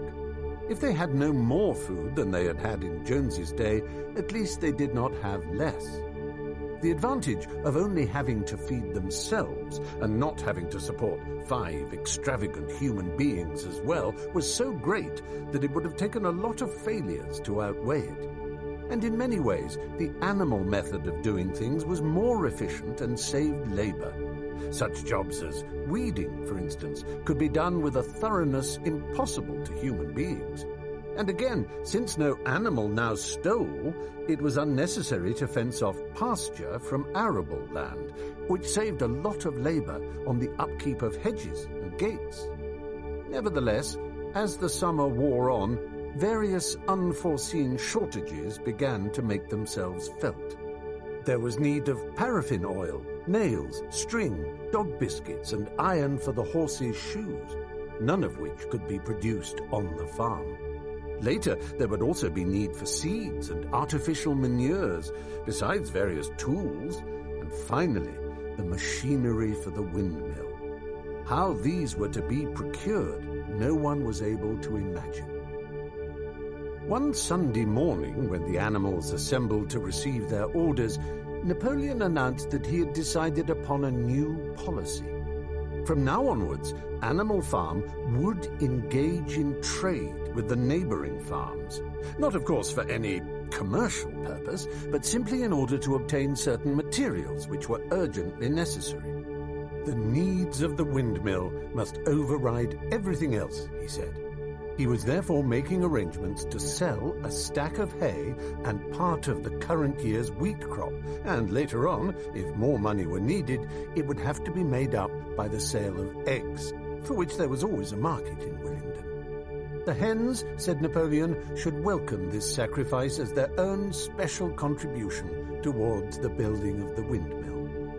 Once again, the animals were conscious of a vague uneasiness. Never to have any dealings with human beings, never to engage in trade, never to make use of money. Had not these been among the earliest resolutions passed at that first triumphant meeting after Jones was expelled? All the animals remembered passing such resolutions, or at least they thought that they remembered it. The 4 young pigs who had protested when Napoleon abolished the meetings raised their voices timidly, but they were promptly silenced by a tremendous growling from the dogs. Then, as usual, the sheep broke into 4 legs good, 2 legs bad, and the momentary awkwardness was smoothed over. Finally, Napoleon raised his trotter for silence and announced that he had already made all the arrangements. There would be no need for any of the animals to come in contact with human beings, which would clearly be most undesirable. He intended to take the whole burden upon his own shoulders. A Mr. Whymper, a solicitor living in Willingdon, had agreed to act as intermediary between Animal Farm and the outside world, and would visit the farm every Monday morning to receive his instructions. Napoleon ended his speech with his usual cry of "Long live Animal Farm!" and after the singing of Beasts of England, the animals were dismissed. Afterwards, Squealer made a round of the farm and set the animals' minds at rest.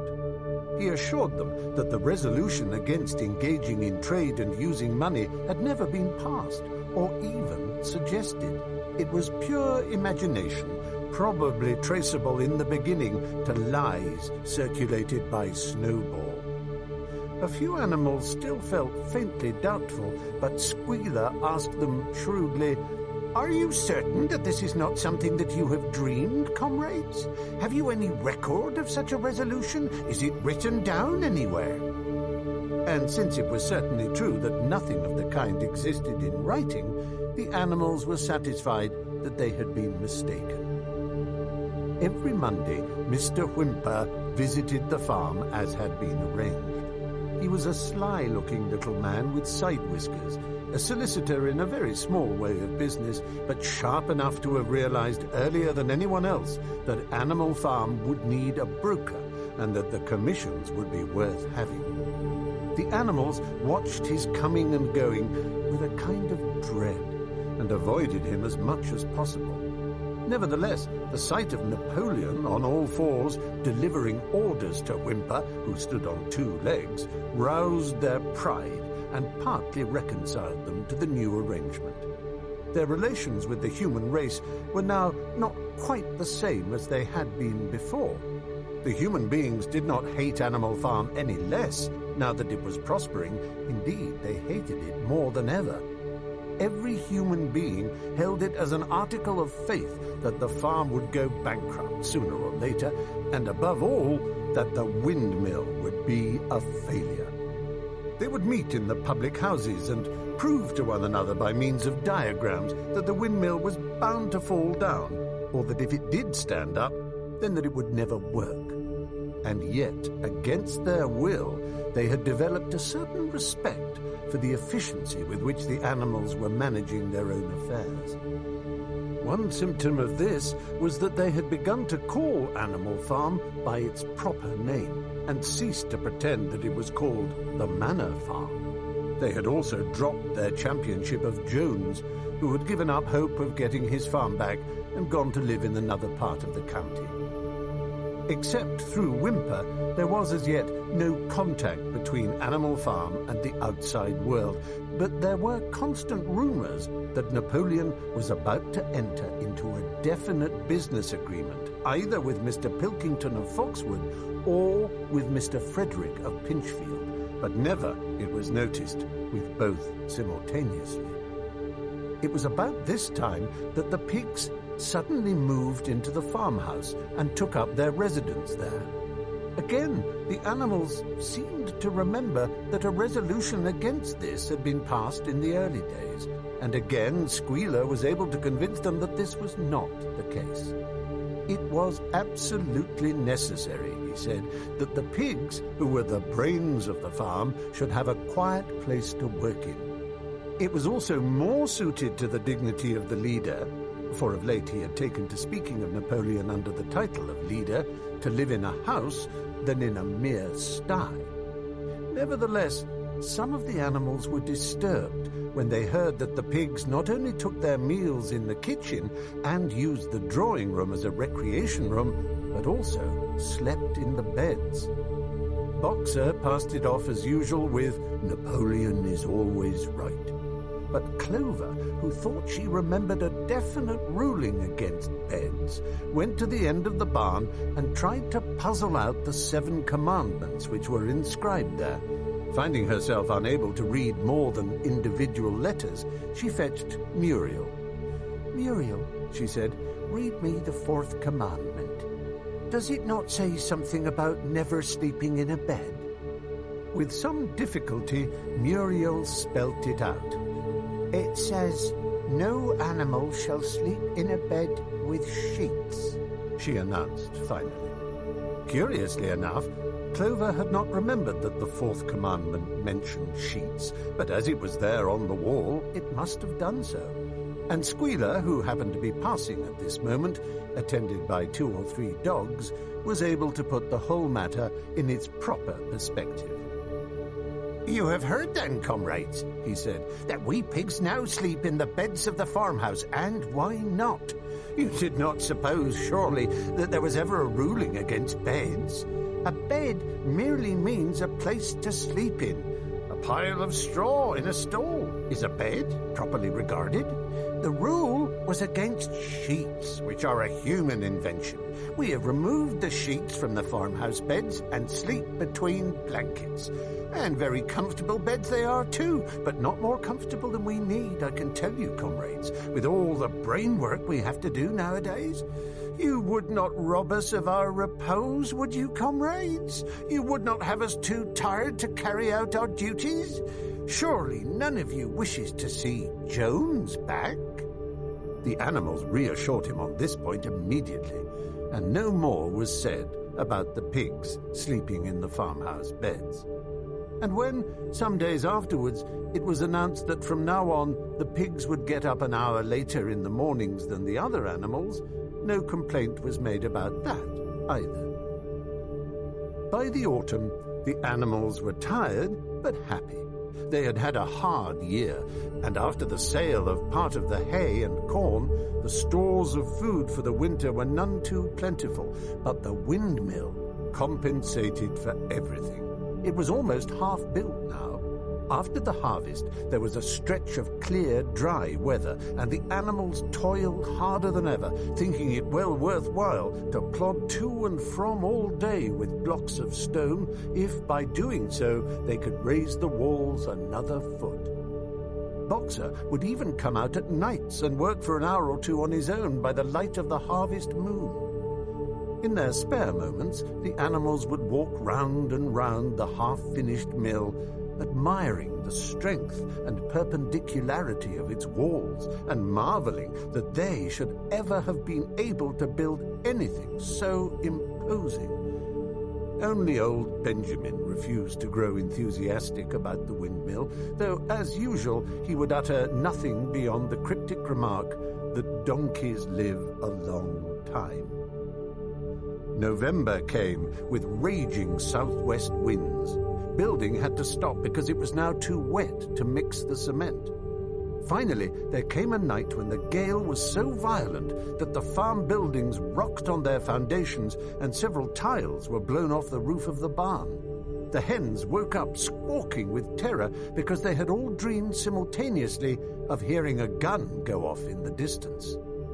In the morning, the animals came out of their stalls to find that the flagstaff had been blown down and an elm tree at the foot of the orchard had been plucked up like a radish. They had just noticed this when a cry of despair broke from every animal's throat. A terrible sight had met their eyes. The windmill was in ruins. With one accord, they dashed down to the spot. Napoleon, who seldom moved out of a walk, raced ahead of them all. Yes, there it lay, the fruit of all their struggles, leveled to its foundations, the stones they had broken and carried so laboriously scattered all around. Unable at first to speak, they stood gazing mournfully at the litter of fallen stone.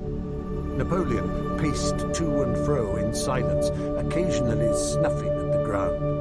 His tail had grown rigid and twitched sharply from side to side, a sign in him of intense mental activity. Suddenly he halted, as though his mind were made up.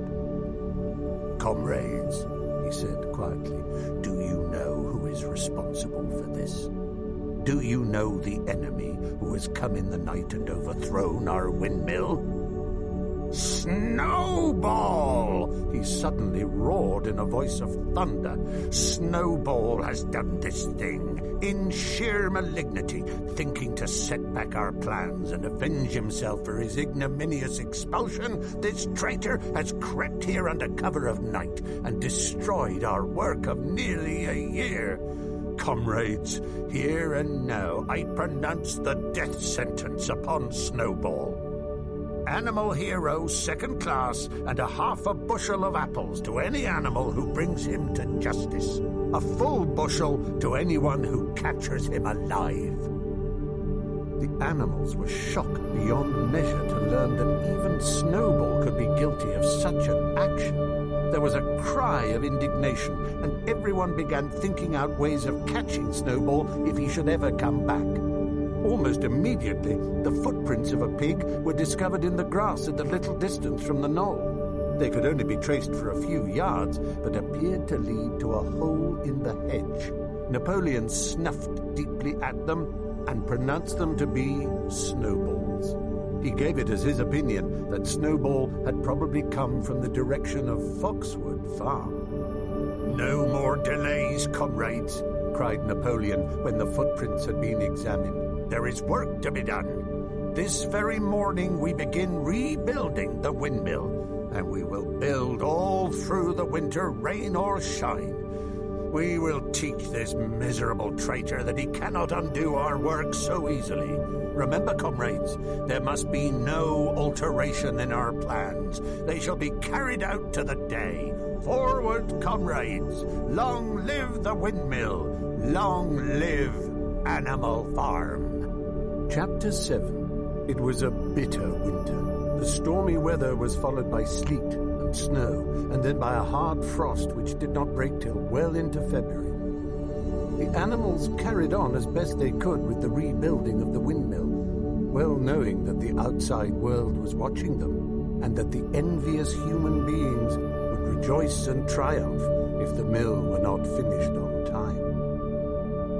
Out of spite, the human beings pretended not to believe that it was Snowball who had destroyed the windmill. They said that it had fallen down because the walls were too thin. The animals knew that this was not the case. Still, it had been decided to build the walls 3 feet thick this time instead of 18 inches as before, which meant collecting much larger quantities of stone.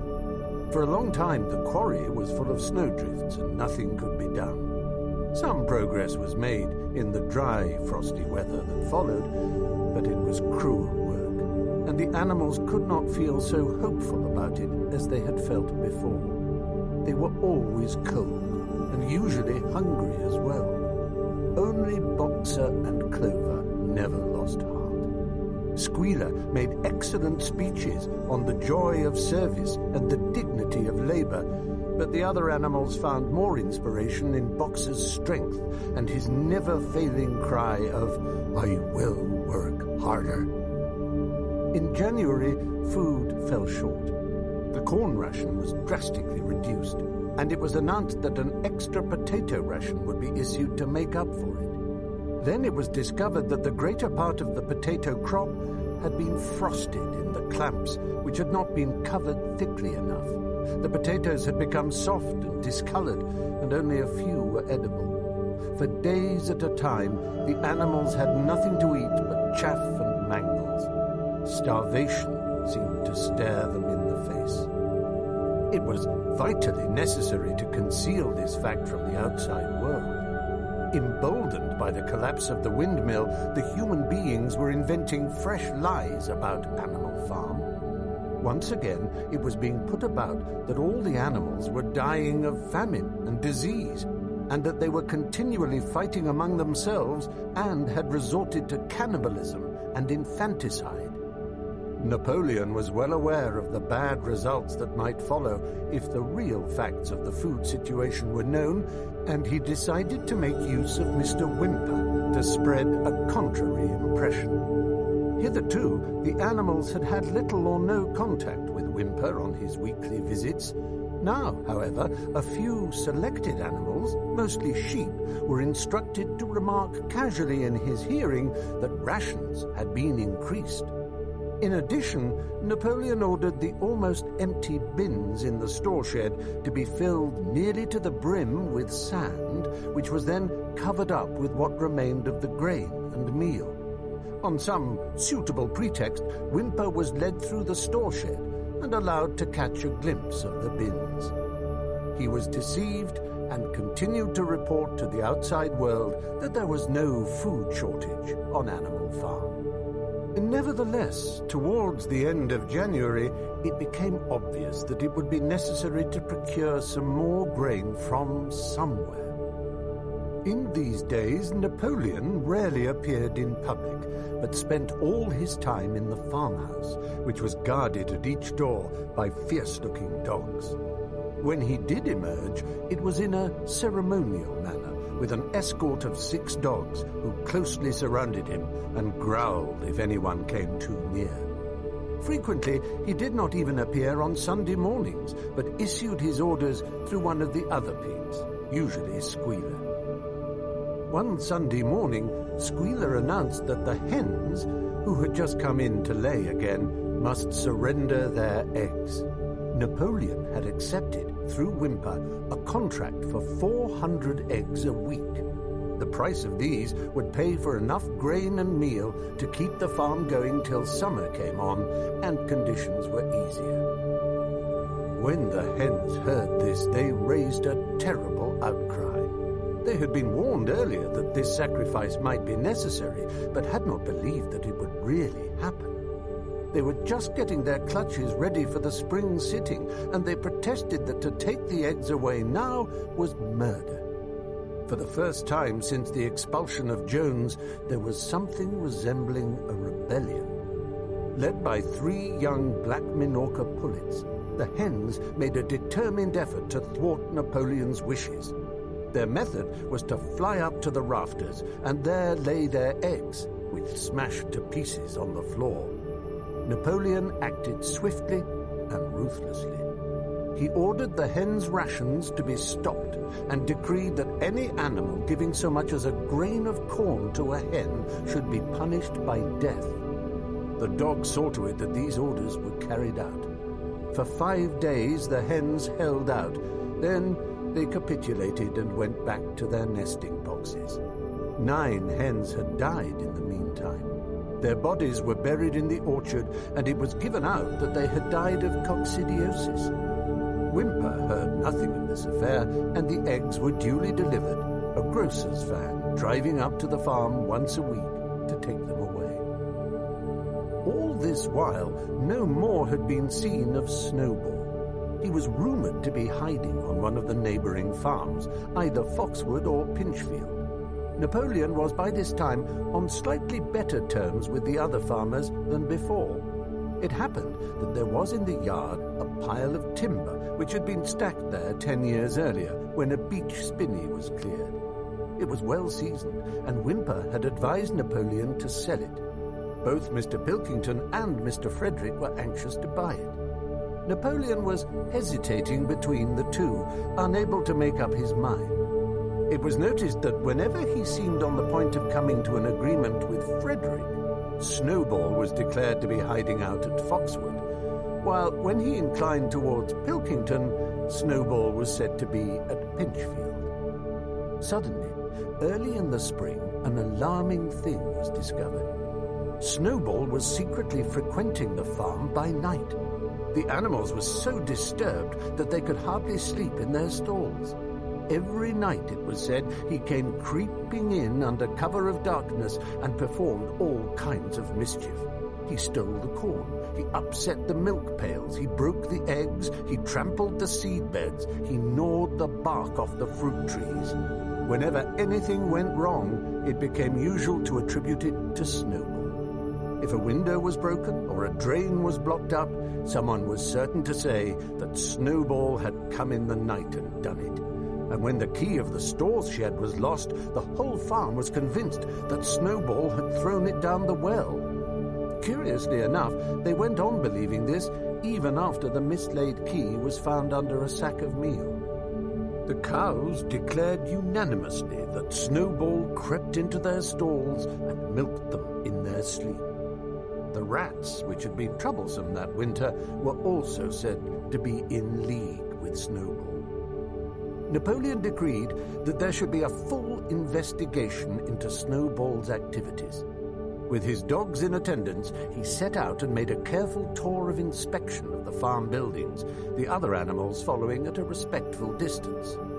At every few steps, Napoleon stopped and snuffed the ground for traces of Snowball's footsteps, which, he said, he could detect by the smell. He snuffed in every corner, in the barn, in the cowshed, in the hen houses, in the vegetable garden, and found traces of Snowball almost everywhere.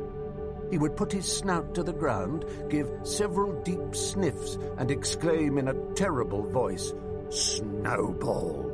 He has been here. I can smell him distinctly."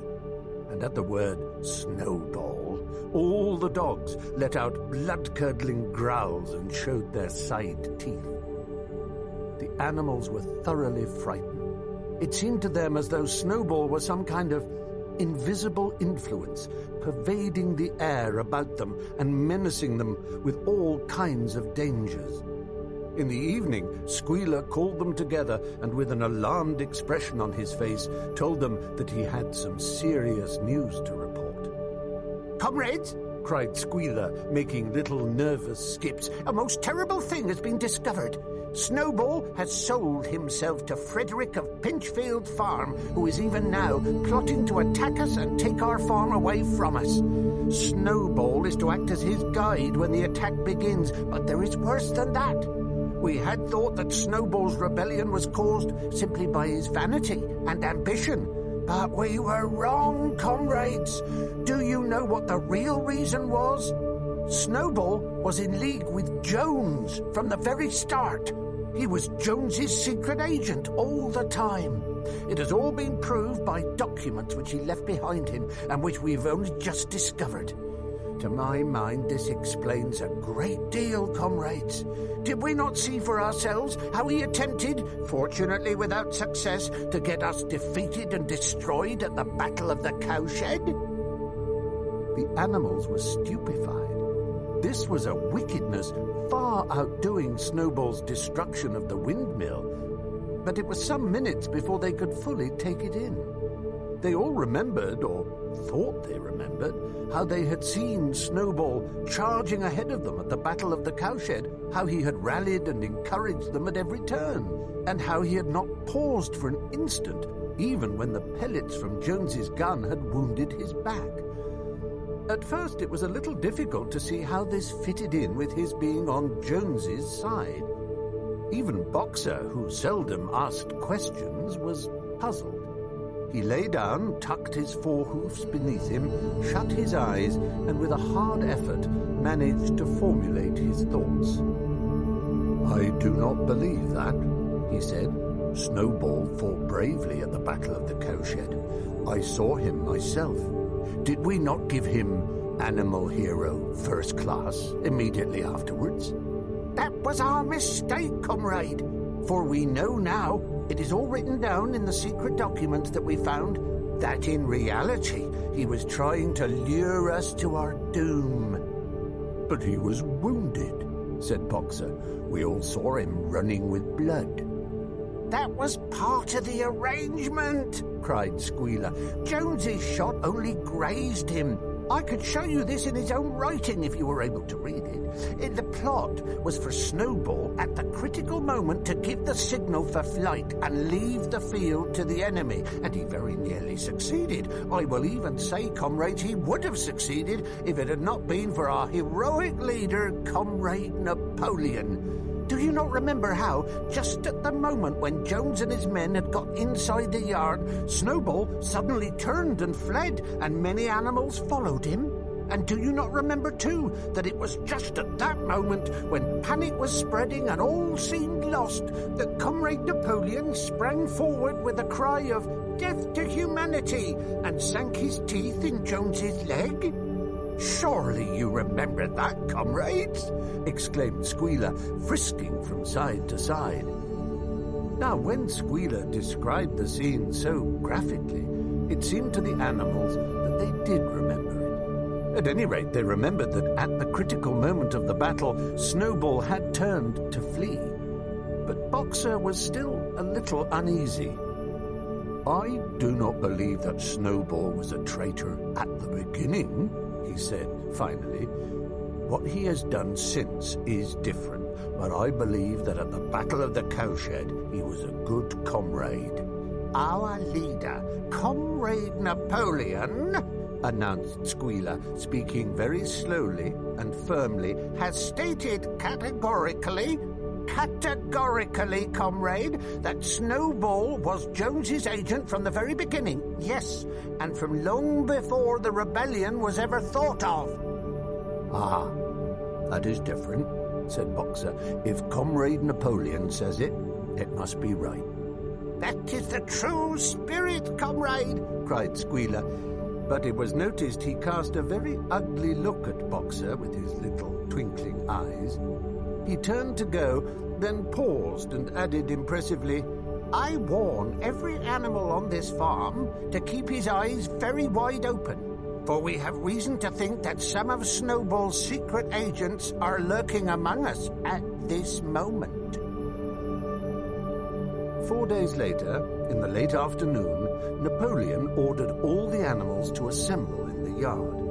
When they were all gathered together, Napoleon emerged from the farmhouse, wearing both his medals, for he had recently awarded himself Animal Hero First Class and Animal Hero Second Class, with his 9 huge dogs frisking round him and uttering growls that sent shivers down all the animals' spines. They all cowered silently in their places, seeming to know in advance that some terrible thing was about to happen. Napoleon stood sternly surveying his audience. Then he uttered a high-pitched whimper. Immediately, the dogs bounded forward, seized 4 of the pigs by the ear, and dragged them, squealing with pain and terror, to Napoleon's feet. The pigs' ears were bleeding, the dogs had tasted blood, and for a few moments they appeared to go quite mad. To the amazement of everybody, 3 of them flung themselves upon Boxer. Boxer saw them coming and put out his great hoof, caught a dog in mid-air, and pinned him to the ground. The dog shrieked for mercy, and the other 2 fled with their tails between their legs. Boxer looked at Napoleon to know whether he should crush the dog to death or let it go. Napoleon appeared to change countenance and sharply ordered Boxer to let the dog go, whereat Boxer lifted his hoof and the dog slunk away, bruised and howling. Presently the tumult died down. The 4 pigs waited, trembling, with guilt written on every line of their countenances. Napoleon now called upon them to confess their crimes. They were the same 4 pigs as had protested when Napoleon abolished the Sunday meetings.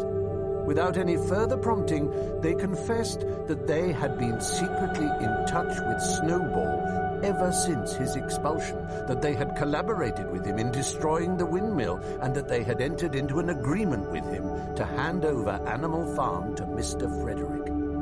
They added that Snowball had privately admitted to them that he had been Jones's secret agent for years past. When they had finished their confession, the dogs promptly tore their throats out, and in a terrible voice, Napoleon demanded whether any other animal had anything to confess.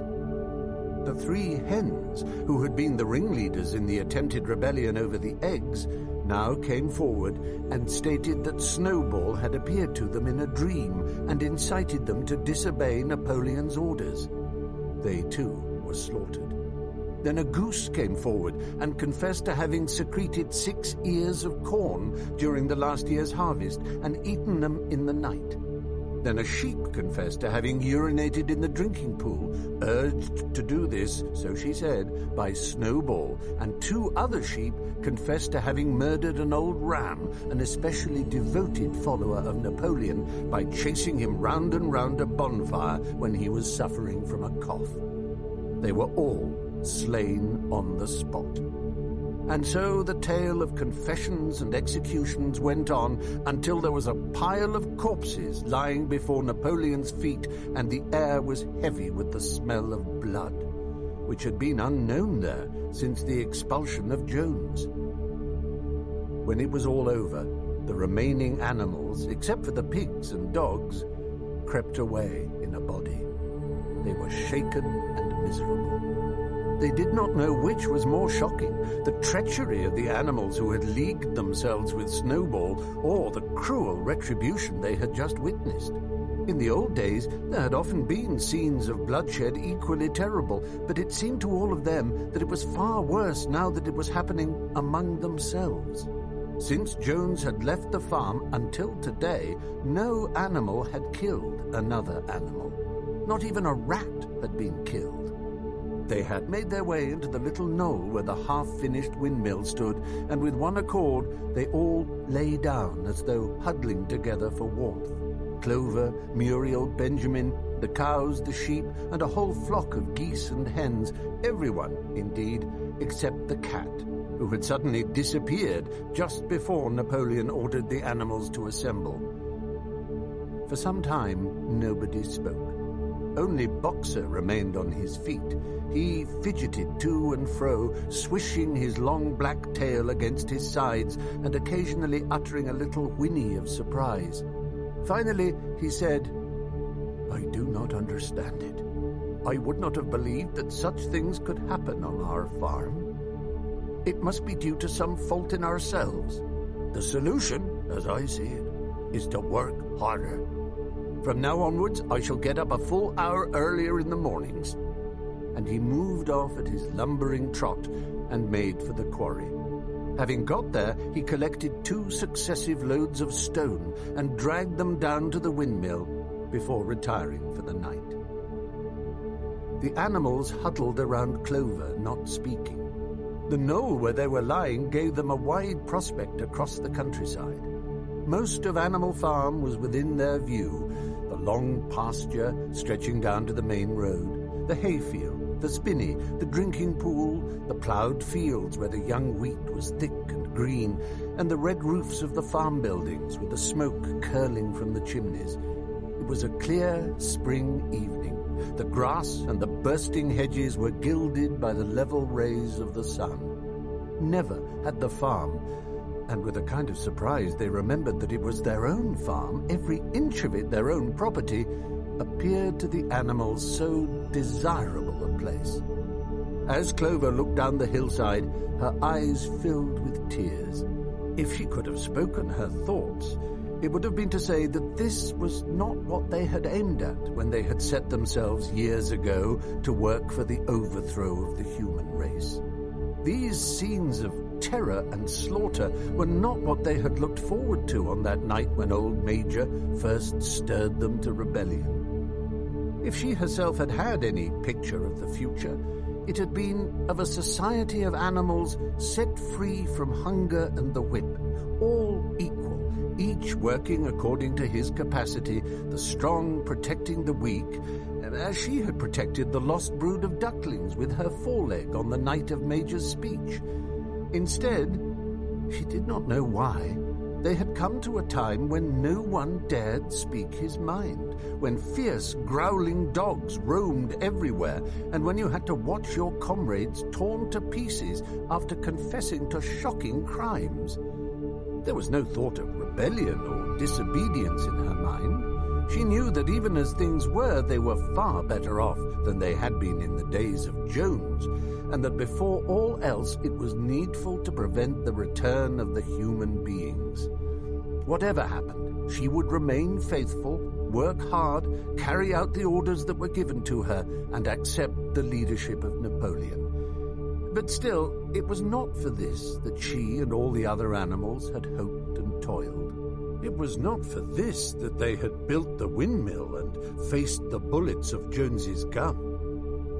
Such were her thoughts, though she lacked the words to express them. At last, feeling this to be in some way a substitute for the words she was unable to find, she began to sing Beasts of England. The other animals sitting round her took it up, and they sang it 3 times over, very tunefully, but slowly and mournfully, in a way they had never sung it before.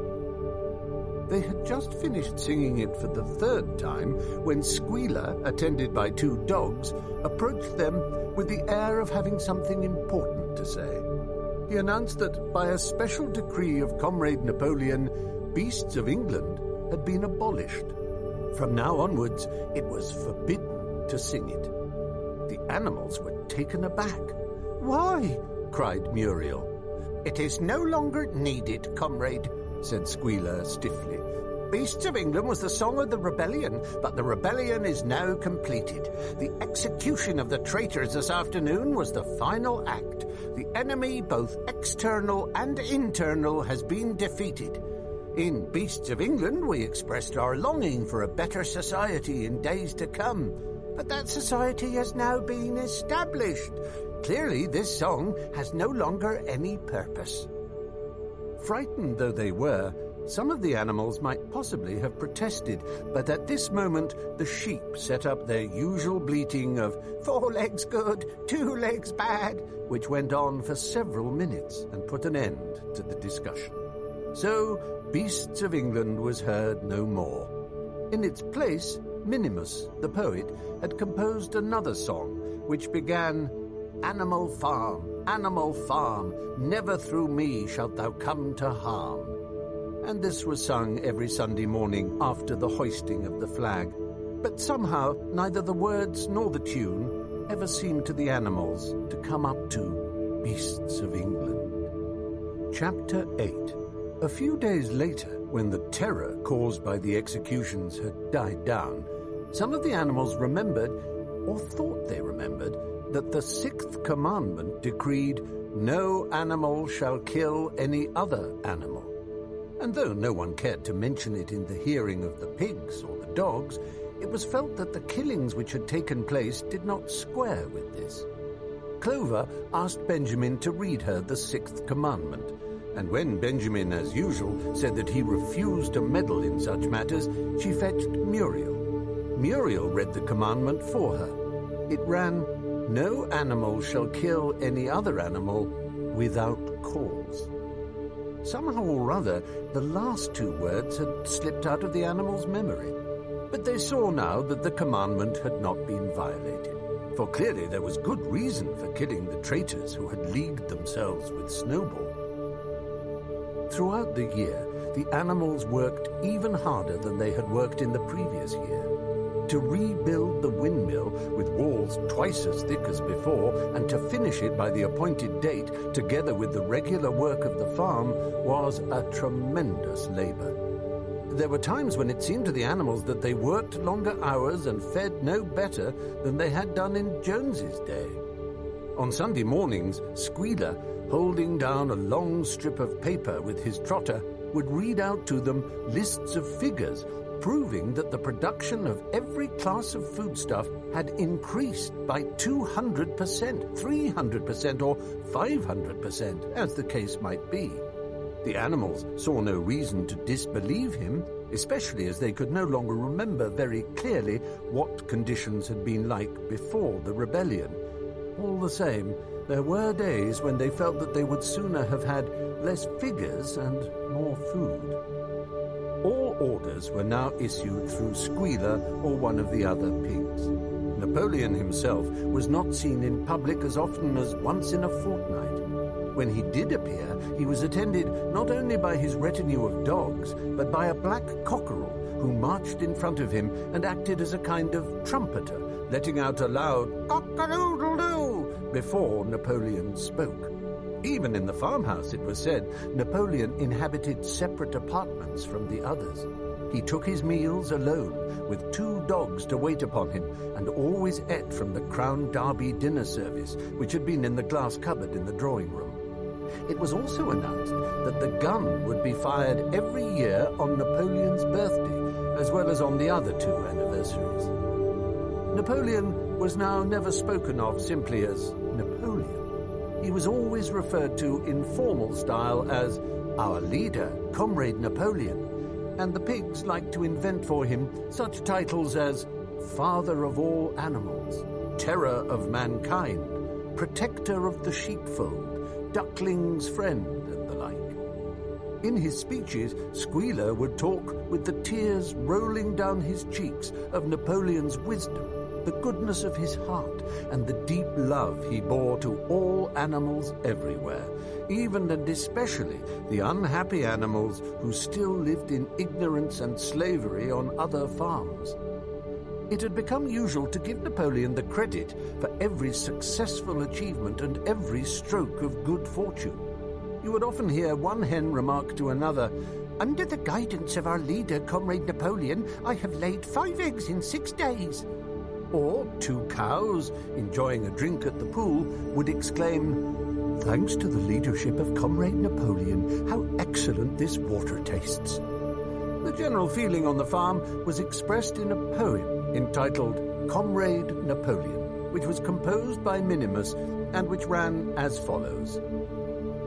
Friend of fatherless, fountain of happiness, Lord of the swill bucket, oh, how my soul is on fire when I gaze at thy calm and commanding eye, like the sun in the sky, Comrade Napoleon. Thou art the giver of all that thy creatures love, full belly twice a day, clean straw to roll upon. Every beast, great or small, sleeps at peace in his stall. Thou watchest over all, Comrade Napoleon. Had I a sucking pig, ere he had grown as big, even as a pint bottle or a rolling pin, he should have learned to be faithful and true to thee. Yes, his first squeak should be, Comrade Napoleon. Napoleon approved of this poem and caused it to be inscribed on the wall of the big barn, at the opposite end from the 7 Commandments. It was surmounted by a portrait of Napoleon in profile, executed by Squealer in white paint.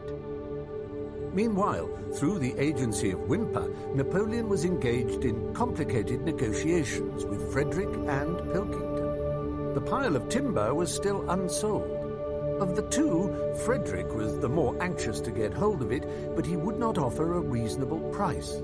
At the same time, there were renewed rumors that Frederick and his men were plotting to attack Animal Farm and to destroy the windmill, the building of which had aroused furious jealousy in him.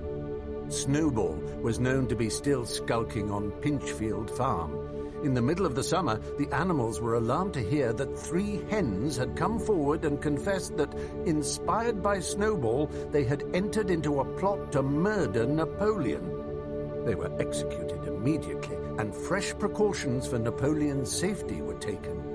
4 dogs guarded his bed at night, 1 at each corner, and a young pig named Pink Eye was given the task of tasting all his food before he ate it, lest it should be poisoned. At about the same time, it was given out that Napoleon had arranged to sell the pile of timber to Mr. Pilkington. He was also going to enter into a regular agreement for the exchange of certain products between Animal Farm and Foxwood. The relations between Napoleon and Pilkington, though they were only conducted through Whimper, were now almost friendly. The animals distrusted Pilkington as a human being, but greatly preferred him to Frederick, whom they both feared and hated. As the summer wore on and the windmill neared completion, the rumors of an impending treacherous attack grew stronger and stronger.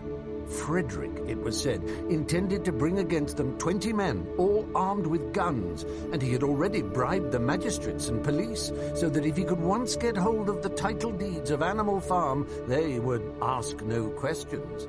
Moreover, terrible stories were leaking out from Pinchfield about the cruelties that Frederick practiced upon his animals. He had flogged an old horse to death. He starved his cows. He had killed a dog by throwing it into the furnace. He amused himself in the evenings by making cocks fight with splinters of razor blade tied to their spurs.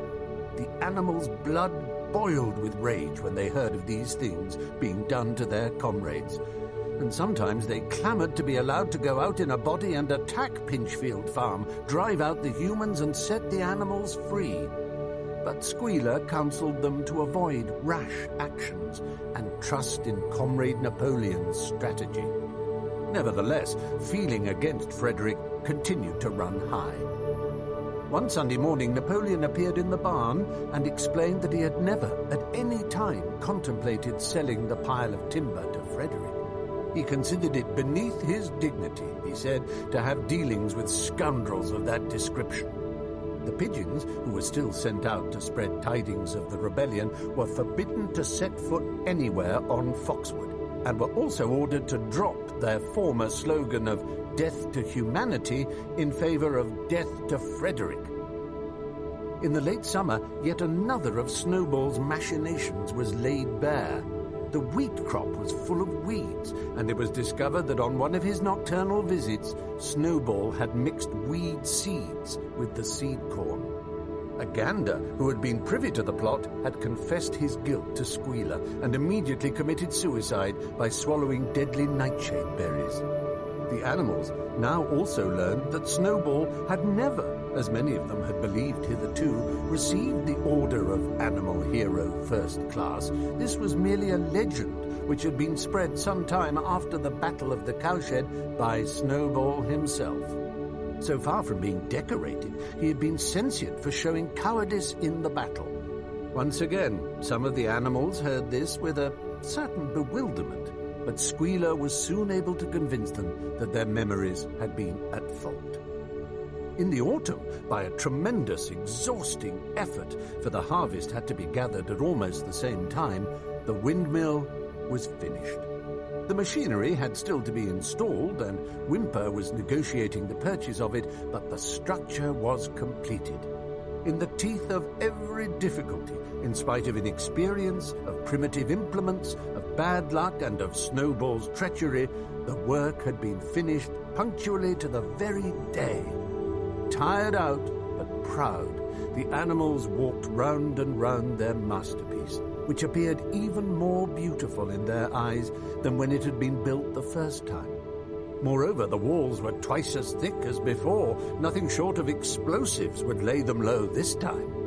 And when they thought of how they had laboured, what discouragements they had overcome, and the enormous difference that would be made in their lives when the sails were turning and the dynamos running, when they thought of all this, their tiredness forsook them, and they gambolled round and round the windmill, uttering cries of triumph.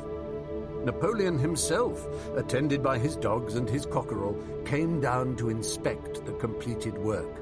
He personally congratulated the animals on their achievement and announced that the mill would be named Napoleon Mill. 2 days later, the animals were called together for a special meeting in the barn. They were struck dumb with surprise when Napoleon announced that he had sold the pile of timber to Frederick. Tomorrow, Frederick's wagons would arrive and begin carting it away. Throughout the whole period of his seeming friendship with Pilkington, Napoleon had really been in secret agreement with Frederick. All relations with Foxwood had been broken off. Insulting messages had been sent to Pilkington. The pigeons had been told to avoid Pinchfield Farm and to alter their slogan from "Death to Frederick" to "Death to Pilkington." At the same time, Napoleon assured the animals that the stories of an impending attack on Animal Farm were completely untrue, and that the tales about Frederick's cruelty to his own animals had been greatly exaggerated. All these rumors had probably originated with Snowball and his agents. It now appeared that Snowball was not, after all, hiding on Pinchfield Farm, and in fact had never been there in his life. He was living in considerable luxury, so it was said, at Foxwood, and had in reality been a pensioner of Pilkington for years past.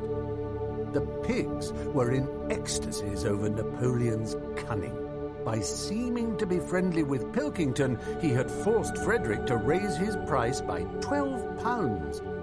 But the superior quality of Napoleon's mind, said Squealer, was shown in the fact that he trusted nobody, not even Frederick.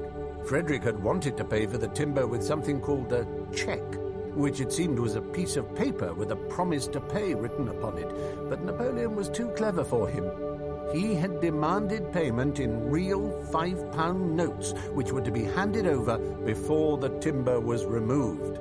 Already, Frederick had paid up, and the sum he had paid was just enough to buy the machinery for the windmill. Meanwhile, the timber was being carted away at high speed.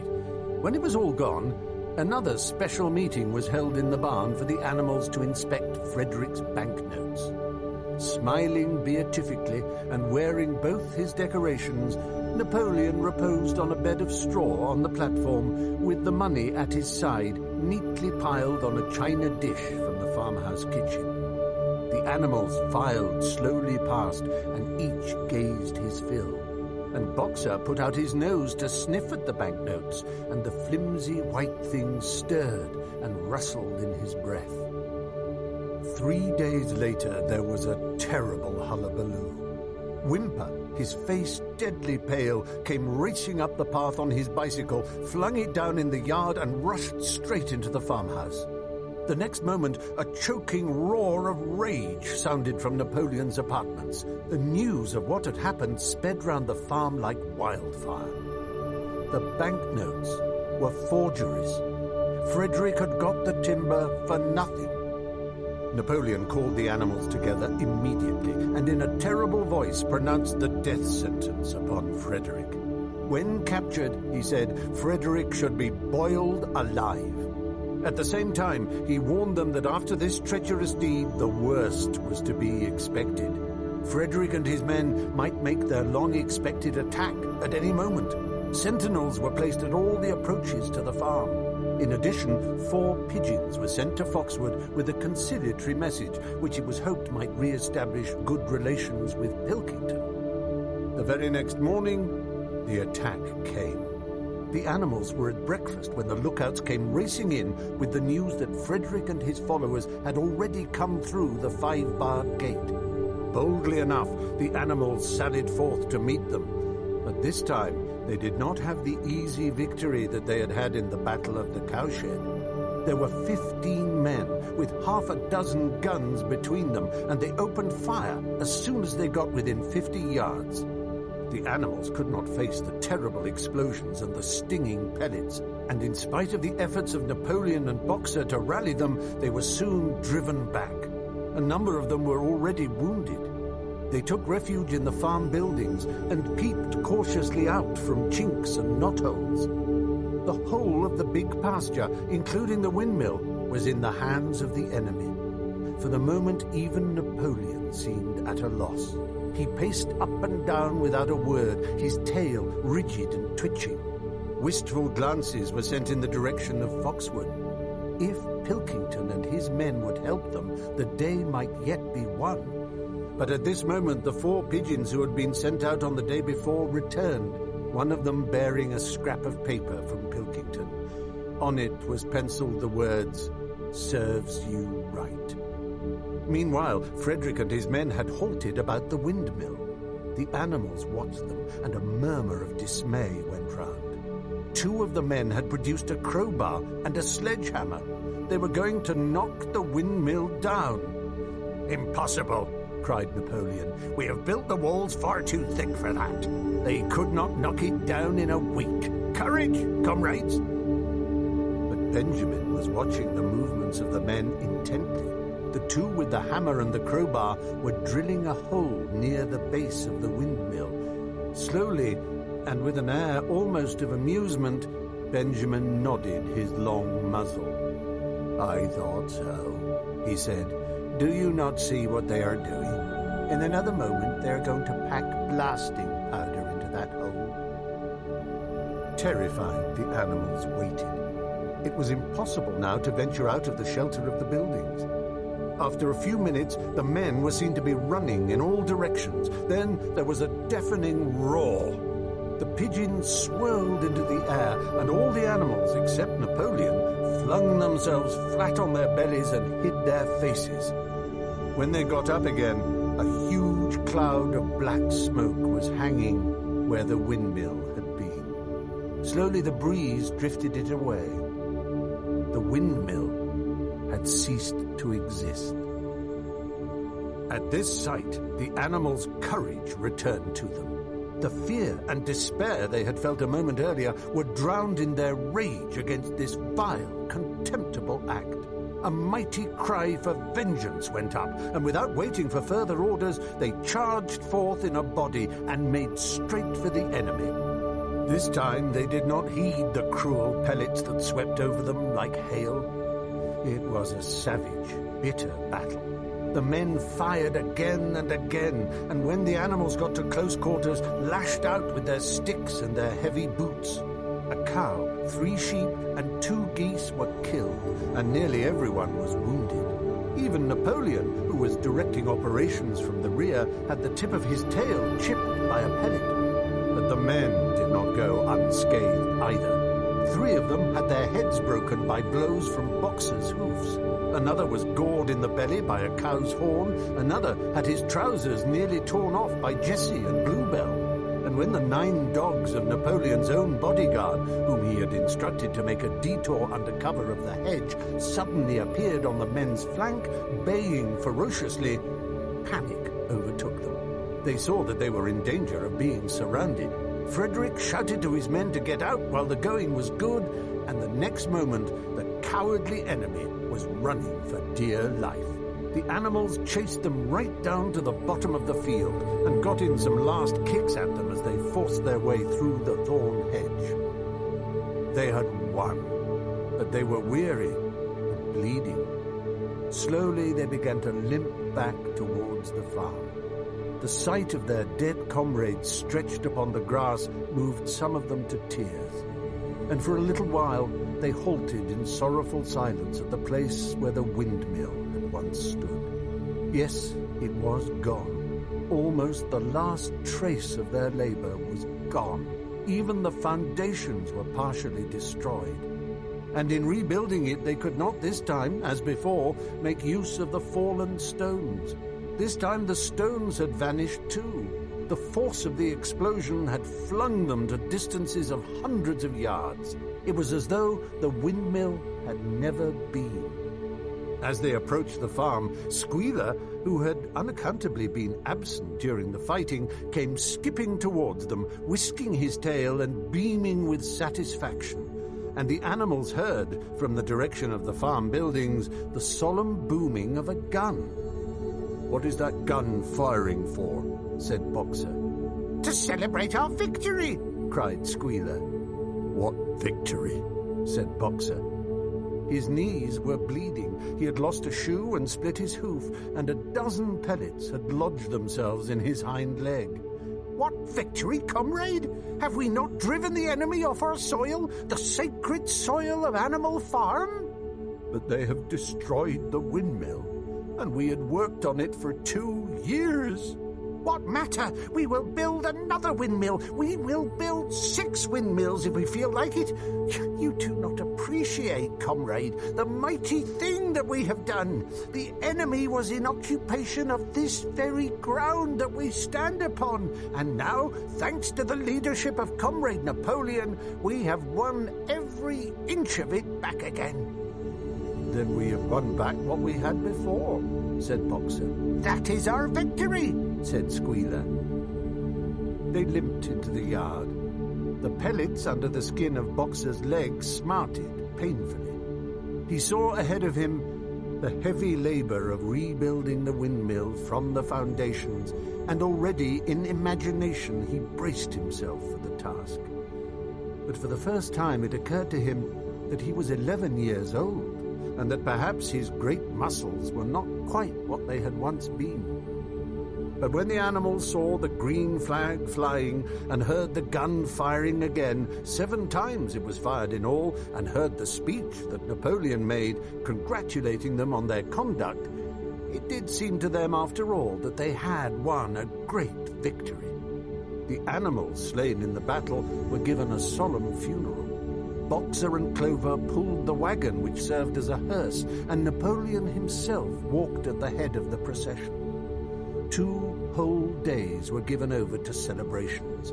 There were songs, speeches, and more firing of the gun, and a special gift of an apple was bestowed on every animal, with 2 ounces of corn for each bird and 3 biscuits for each dog. It was announced that the battle would be called the Battle of the Windmill, and that Napoleon had created a new decoration, the Order of the Green Banner, which he had conferred upon himself. In the general rejoicings, the unfortunate affair of the banknotes was forgotten. It was a few days later than this that the pigs came upon a case of whiskey in the cellars of the farmhouse. It had been overlooked at the time when the house was first occupied. That night there came from the farmhouse the sound of loud singing, in which, to everyone's surprise, the strains of Beasts of England were mixed up. At about 9:30, Napoleon, wearing an old bowler hat of Mr. Jones's, was distinctly seen to emerge from the back door, gallop rapidly round the yard, and disappear indoors again. But in the morning, a deep silence hung over the farmhouse. Not a pig appeared to be stirring. It was nearly 9 o'clock when Squealer made his appearance, walking slowly and dejectedly, his eyes dull, his tail hanging limply behind him, and with every appearance of being seriously ill. He called the animals together and told them that he had a terrible piece of news to impart. Comrade Napoleon was dying. A cry of lamentation went up. Straw was laid down outside the doors of the farmhouse, and the animals walked on tiptoe. With tears in their eyes, they asked one another what they should do if their leader were taken away from them. A rumor went round that Snowball had, after all, contrived to introduce poison into Napoleon's food. At 11 o'clock, Squealer came out to make another announcement. As his last act upon earth, Comrade Napoleon had pronounced a solemn decree. The drinking of alcohol was to be punished by death. By the evening, however, Napoleon appeared to be somewhat better, and the following morning Squealer was able to tell them that he was well on the way to recovery. By the evening of that day, Napoleon was back at work, and on the next day it was learned that he had instructed Whymper to purchase in Willingdon some booklets on brewing and distilling. A week later, Napoleon gave orders that the small paddock beyond the orchard, which it had previously been intended to set aside as a grazing ground for animals who were past work, was to be ploughed up. It was given out that the pasture was exhausted and needed reseeding, but it soon became known that Napoleon intended to sow it with barley.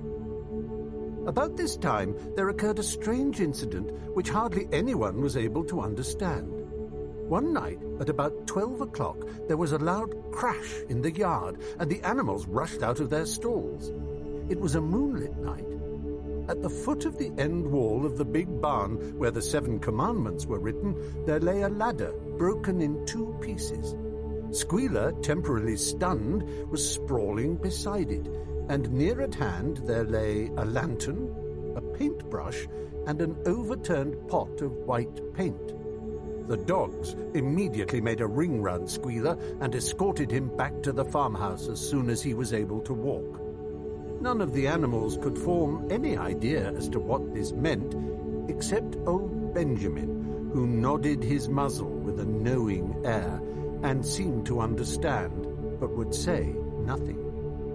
But a few days later, Muriel, reading over the 7 commandments to herself, noticed that there was yet another of them which the animals had remembered wrong.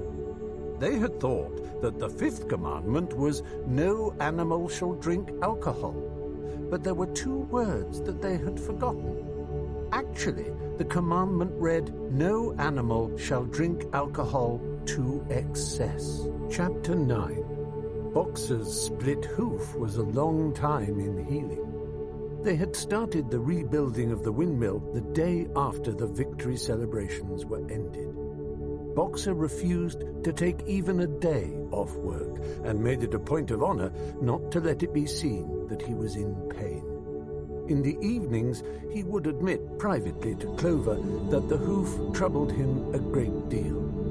Clover treated the hoof with poultices of herbs, which she prepared by chewing them, and both she and Benjamin urged Boxer to work less hard. "A horse's lungs do not last forever," she said to him. But Boxer would not listen. He had, he said, only one real ambition left, to see the windmill well underway before he reached the age for retirement. At the beginning, when the laws of Animal Farm were first formulated, the retiring age had been fixed for horses and pigs at 12, for cows at 14, for dogs at 9, for sheep at 7, and for hens and geese at 5. Liberal old age pensions had been agreed upon. As yet, no animal had actually retired on pension, but of late the subject had been discussed more and more. Now that the small field beyond the orchard had been set aside for barley, it was rumored that a corner of the large pasture was to be fenced off and turned into a grazing ground for superannuated animals. For a horse, it was said, the pension would be 5 pounds of corn a day, and in winter 15 pounds of hay, with a carrot or possibly an apple on public holidays. Boxer's 12th birthday was due in the late summer of the following year. Meanwhile, life was hard. The winter was as cold as the last one had been, and food was even shorter. Once again, all rations were reduced, except those of the pigs and the dogs. A too rigid equality in rations, Squealer explained, would have been contrary to the principles of animalism. In any case, he had no difficulty in proving to the other animals that they were not, in reality, short of food, whatever the appearances might be. For the time being, certainly, it had been found necessary to make a readjustment of rations. Squealer always spoke of it as a readjustment, never as a reduction. But in comparison with the days of Jones, the improvement was enormous. Reading out the figures in a shrill, rapid voice, he proved to them in detail that they had more oats, more hay, more turnips than they had had in Jones's day, that they worked shorter hours, that their drinking water was of better quality, that they lived longer, that a larger proportion of their young ones survived infancy, and that they had more straw in their stalls and suffered less from fleas. The animals believed every word of it. Truth to tell, Jones and all he stood for had almost faded out of their memories.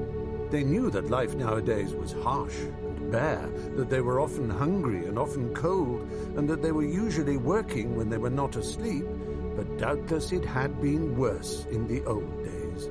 They were glad to believe so. Besides, in those days they had been slaves, and now they were free, and that made all the difference, as Squealer did not fail to point out. There were many more mouths to feed now. In the autumn, the 4 sows had all littered about simultaneously, producing 31 young pigs between them. The young pigs were piebald, and as Napoleon was the only boar on the farm, it was possible to guess at their parentage. It was announced that later, when bricks and timber had been purchased, a schoolroom would be built in the farmhouse garden. For the time being, the young pigs were given their instruction by Napoleon himself in the farmhouse kitchen. They took their exercise in the garden and were discouraged from playing with the other young animals. About this time, too, it was laid down as a rule that when a pig and any other animal met on the path, the other animal must stand aside, and also that all pigs, of whatever degree, were to have the privilege of wearing green ribbons on their tails on Sundays. The farm had had a fairly successful year, but was still short of money. There were the bricks, sand and lime for the schoolroom to be purchased, and it would also be necessary to begin saving up again for the machinery for the windmill. Then there were the lamp oil and candles for the house, sugar for Napoleon's own table. He forbade this to the other pigs, on the ground that it made them fat, and all the usual replacements, such as tools, nails, string, coal, wire, scrap iron, and dog biscuits. A stump of hay and part of the potato crop was sold off, and the contract for eggs was increased to 600 a week, so that year the hens barely hatched enough chicks to keep their numbers at the same level. Rations, reduced in December, were reduced again in February, and lanterns in the stalls were forbidden to save oil. But the pigs seemed comfortable enough, and in fact were putting on weight, if anything. One afternoon in late February, a warm, rich, appetizing scent, such as the animals had never smelt before, wafted itself across the yard from the little brew-house, which had been disused in Jones's time and which stood beyond the kitchen. Someone said it was the smell of cooking barley. The animals sniffed the air hungrily and wondered whether a warm mash was being prepared for their supper. But no warm mash appeared, and on the following Sunday it was announced that from now onwards all barley would be reserved for the pigs.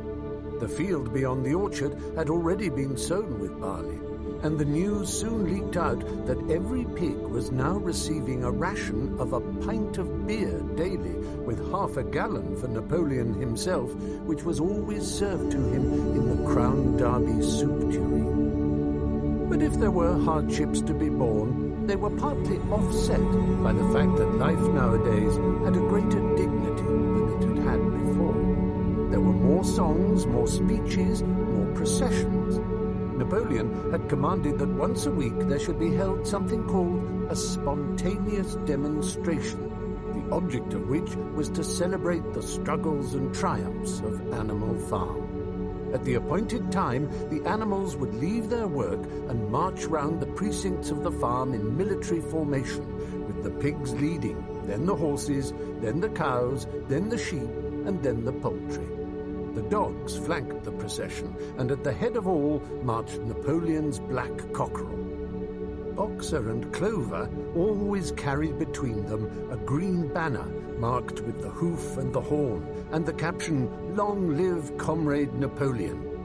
Afterwards there were recitations of poems composed in Napoleon's honor, and a speech by Squealer, giving particulars of the latest increases in the production of foodstuffs, and on occasion a shot was fired from the gun. The sheep were the greatest devotees of the spontaneous demonstrations, and if anyone complained, as a few animals sometimes did when no pigs or dogs were near, that they wasted time and meant a lot of standing about in the cold, the sheep were sure to silence them with a tremendous bleating of 4 legs good, 2 legs bad. But by and large, the animals enjoyed these celebrations.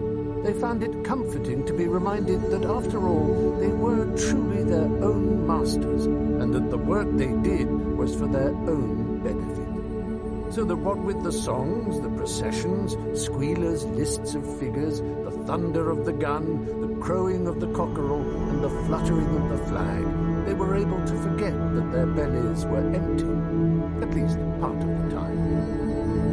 In April, Animal Farm was proclaimed a republic, and it became necessary to elect a president. There was only one candidate, Napoleon, who was elected unanimously. On the same day, it was given out that fresh documents had been discovered which revealed further details about Snowball's complicity with Jones. It now appeared that Snowball had not, as the animals had previously imagined, merely attempted to lose the Battle of the Cowshed by means of a stratagem, but had been openly fighting on Jones's side. In fact, it was he who had actually been the leader of the human forces and had charged into battle with the words, "Long live humanity," on his lips. The wounds on Snowball's back, which a few of the animals still remembered to have seen, had been inflicted by Napoleon's teeth. In the middle of the summer, Moses the raven suddenly reappeared on the farm after an absence of several years. He was quite unchanged, still did no work, and talked in the same strain as ever about Sugar Candy Mountain. He would perch on a stump, flap his black wings, and talk by the hour to anyone who would listen. "Up there, comrades," he would say solemnly, pointing to the sky with his large beak. "Up there, just on the other side of that dark cloud that you can see, there it lies. Sugar Candy Mountain, that happy country where we poor animals shall rest forever from our labors." He even claimed to have been there on one of his higher flights, and to have seen the everlasting fields of clover and the linseed cake and lump sugar growing on the hedges. Many of the animals believed him. Their lives now, they reasoned, were hungry and laborious. Was it not right and just that a better world should exist somewhere else? A thing that was difficult to determine was the attitude of the pigs towards Moses. They all declared contemptuously that his stories about Sugar Candy Mountain were lies, and yet they allowed him to remain on the farm, not working, with an allowance of a gill of beer a day. After his hoof had healed up, Boxer worked harder than ever. Indeed, all the animals worked like slaves that year. Apart from the regular work of the farm and the rebuilding of the windmill, there was the schoolhouse for the young pigs, which was started in March. Sometimes the long hours on insufficient food were hard to bear, but Boxer never faltered. In nothing that he said or did was there any sign that his strength was not what it had been. It was only his appearance that was a little altered. His hide was less shiny than it had used to be, and his great haunches seemed to have shrunken. The others said, "Boxer will pick up when the spring grass comes on."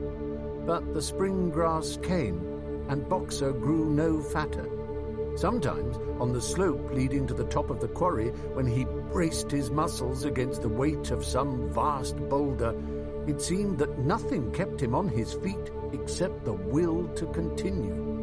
At such times, his lips were seen to form the words, "I will work harder." He had no voice left. Once again, Clover and Benjamin warned him to take care of his health, but Boxer paid no attention. His 12th birthday was approaching. He did not care what happened, so long as a good store of stone was accumulated before he went on pension. Late one evening, in the summer, a sudden rumor ran round the farm that something had happened to Boxer. He had gone out alone to drag a load of stone down to the windmill, And sure enough, the rumor was true. A few minutes later, 2 pigeons came racing in with the news. "Boxer has fallen. He's lying on his side and can't get up." About half the animals on the farm rushed out to the knoll where the windmill stood. There lay Boxer, between the shafts of the cart, his neck stretched out, unable even to raise his head.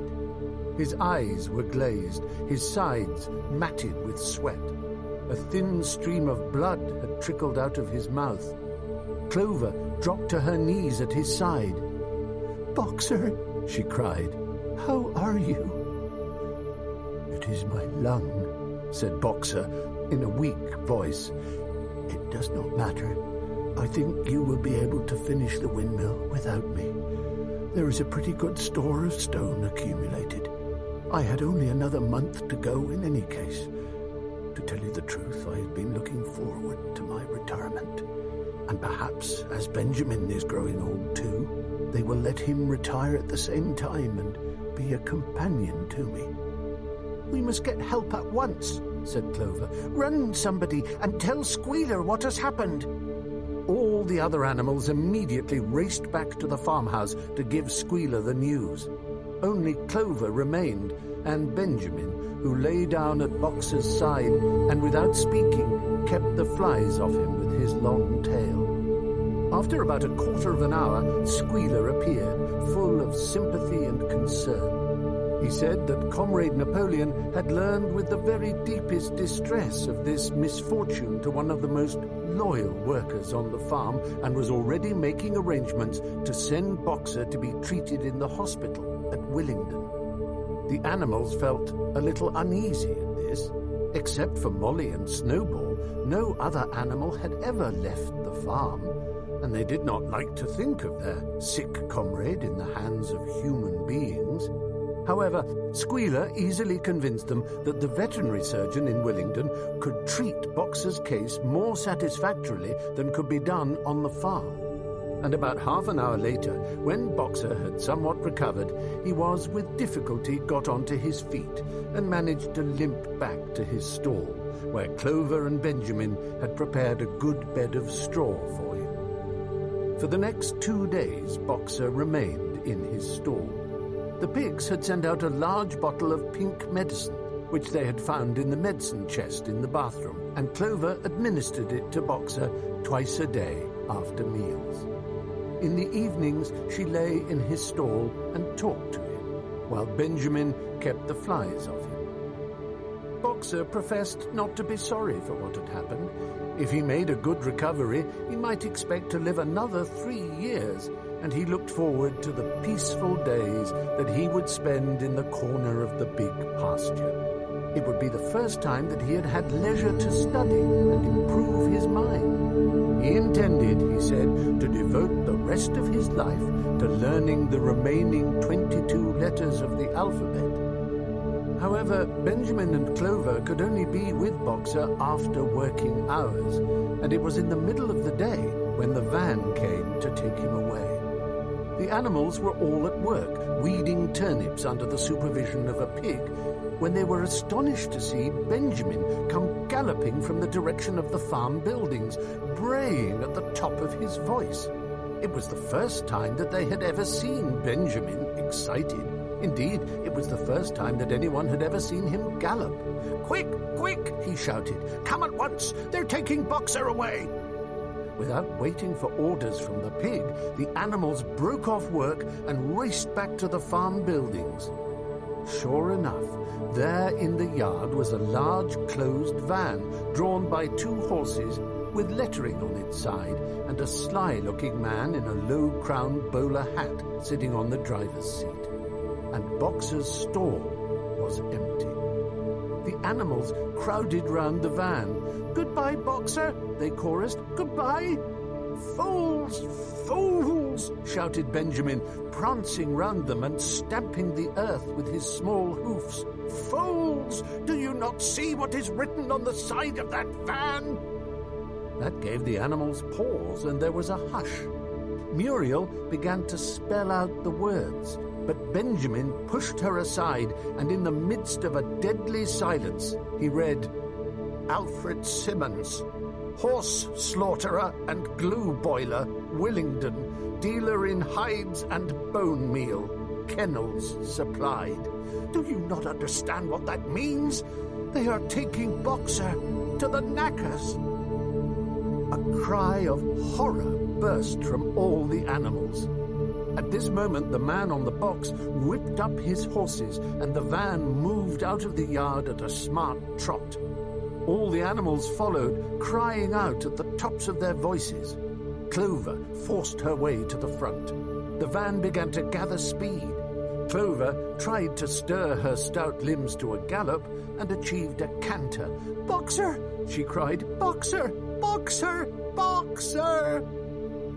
And just at this moment, as though he had heard the uproar outside, Boxer's face, with the white stripe down his nose, appeared at the small window at the back of the van. "Boxer!" cried Clover in a terrible voice. "Boxer! Get out! Get out quickly! They are taking you to your death!" All the animals took up the cry of, "Get out, Boxer! Get out!" But the van was already gathering speed and drawing away from them. It was uncertain whether Boxer had understood what Clover had said. But a moment later, his face disappeared from the window, and there was the sound of a tremendous drumming of hoofs inside the van. He was trying to kick his way out. The time had been when a few kicks from Boxer's hoofs would have smashed the van to matchwood. But alas, his strength had left him, and in a few moments the sound of drumming hoofs grew fainter and died away. In desperation, the animals began appealing to the two horses which drew the van to stop. "Comrades, comrades!" they shouted. "Don't take your own brother to his death!" But the stupid brutes, too ignorant to realize what was happening, merely set back their ears and quickened their pace. Boxer's face did not reappear at the window. Too late, someone thought of racing ahead and shutting the 5-barred gate. But in another moment, the van was through it and rapidly disappearing down the road. Boxer was never seen again. 3 days later, it was announced that he had died in the hospital at Willingdon, in spite of receiving every attention a horse could have. Squealer came to announce the news to the others. He had, he said, been present during Boxer's last hours. "It was the most affecting sight I have ever seen," said Squealer, lifting his trotter and wiping away a tear. "I was at his bedside at the very last, and at the end, almost too weak to speak, he whispered in my ear that his sole sorrow was to have passed on before the windmill was finished. 'Forward, comrades,' he whispered. 'Forward in the name of the rebellion. Long live Animal Farm, long live Comrade Napoleon. Napoleon is always right. Those were his very last words, comrades.'" Here, Squealer's demeanor suddenly changed. He fell silent for a moment, and his little eyes darted suspicious glances from side to side before he proceeded. It had come to his knowledge, he said, that a foolish and wicked rumor had been circulated at the time of Boxer's removal. Some of the animals had noticed that the van which took Boxer away was marked Horse Slaughterer, and had actually jumped to the conclusion that Boxer was being sent to the knackers. "It was almost unbelievable," said Squealer, "that any animal could be so stupid. Surely," he cried indignantly, whisking his tail and skipping from side to side, "surely they knew their beloved leader, Comrade Napoleon, better than that." But the explanation was really very simple. The van had previously been the property of the knacker and had been bought by the veterinary surgeon, who had not yet painted the old name out. That was how the mistake had arisen. The animals were enormously relieved to hear this. And when Squealer went on to give further graphic details of Boxer's deathbed, the admirable care he had received, and the expensive medicines for which Napoleon had paid without a thought as to the cost, their last doubts disappeared, and the sorrow that they felt for their comrade's death was tempered by the thought that at least he had died happy. Napoleon himself appeared at the meeting on the following Sunday morning and pronounced a short oration in Boxer's honor.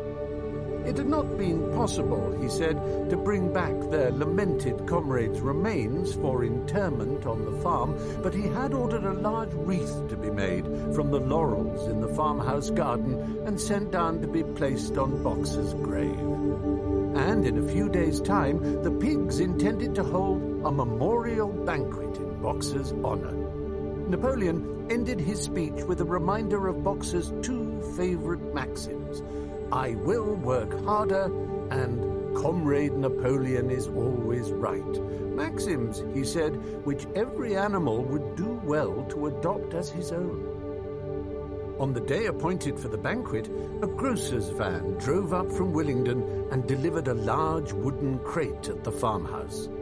That night, there was the sound of uproarious singing, which was followed by what sounded like a violent quarrel, and ended at about 11 o'clock with a tremendous crash of glass. No one stirred in the farmhouse before noon on the following day, and the word went round that from somewhere or other the pigs had acquired the money to buy themselves another case of whiskey. Chapter 10. Years passed. The seasons came and went, the short animal lives fled by. A time came when there was no one who remembered the old days before the rebellion except Clover, Benjamin, Moses the raven, and a number of the pigs. Muriel was dead. Bluebell, Jessie, and Pincher were dead. Jones, too, was dead. He had died in an inebriate's home in another part of the country. Snowball was forgotten. Boxer was forgotten, except by the few who had known him. Clover was an old, stout mare now, stiff in the joints and with a tendency to rheumy eyes. She was 2 years past the retiring age, but in fact no animal had ever actually retired. The talk of setting aside a corner of the pasture for superannuated animals had long since been dropped. Napoleon was now a mature boar of 24 stone. Squealer was so fat that he could with difficulty see out of his eyes.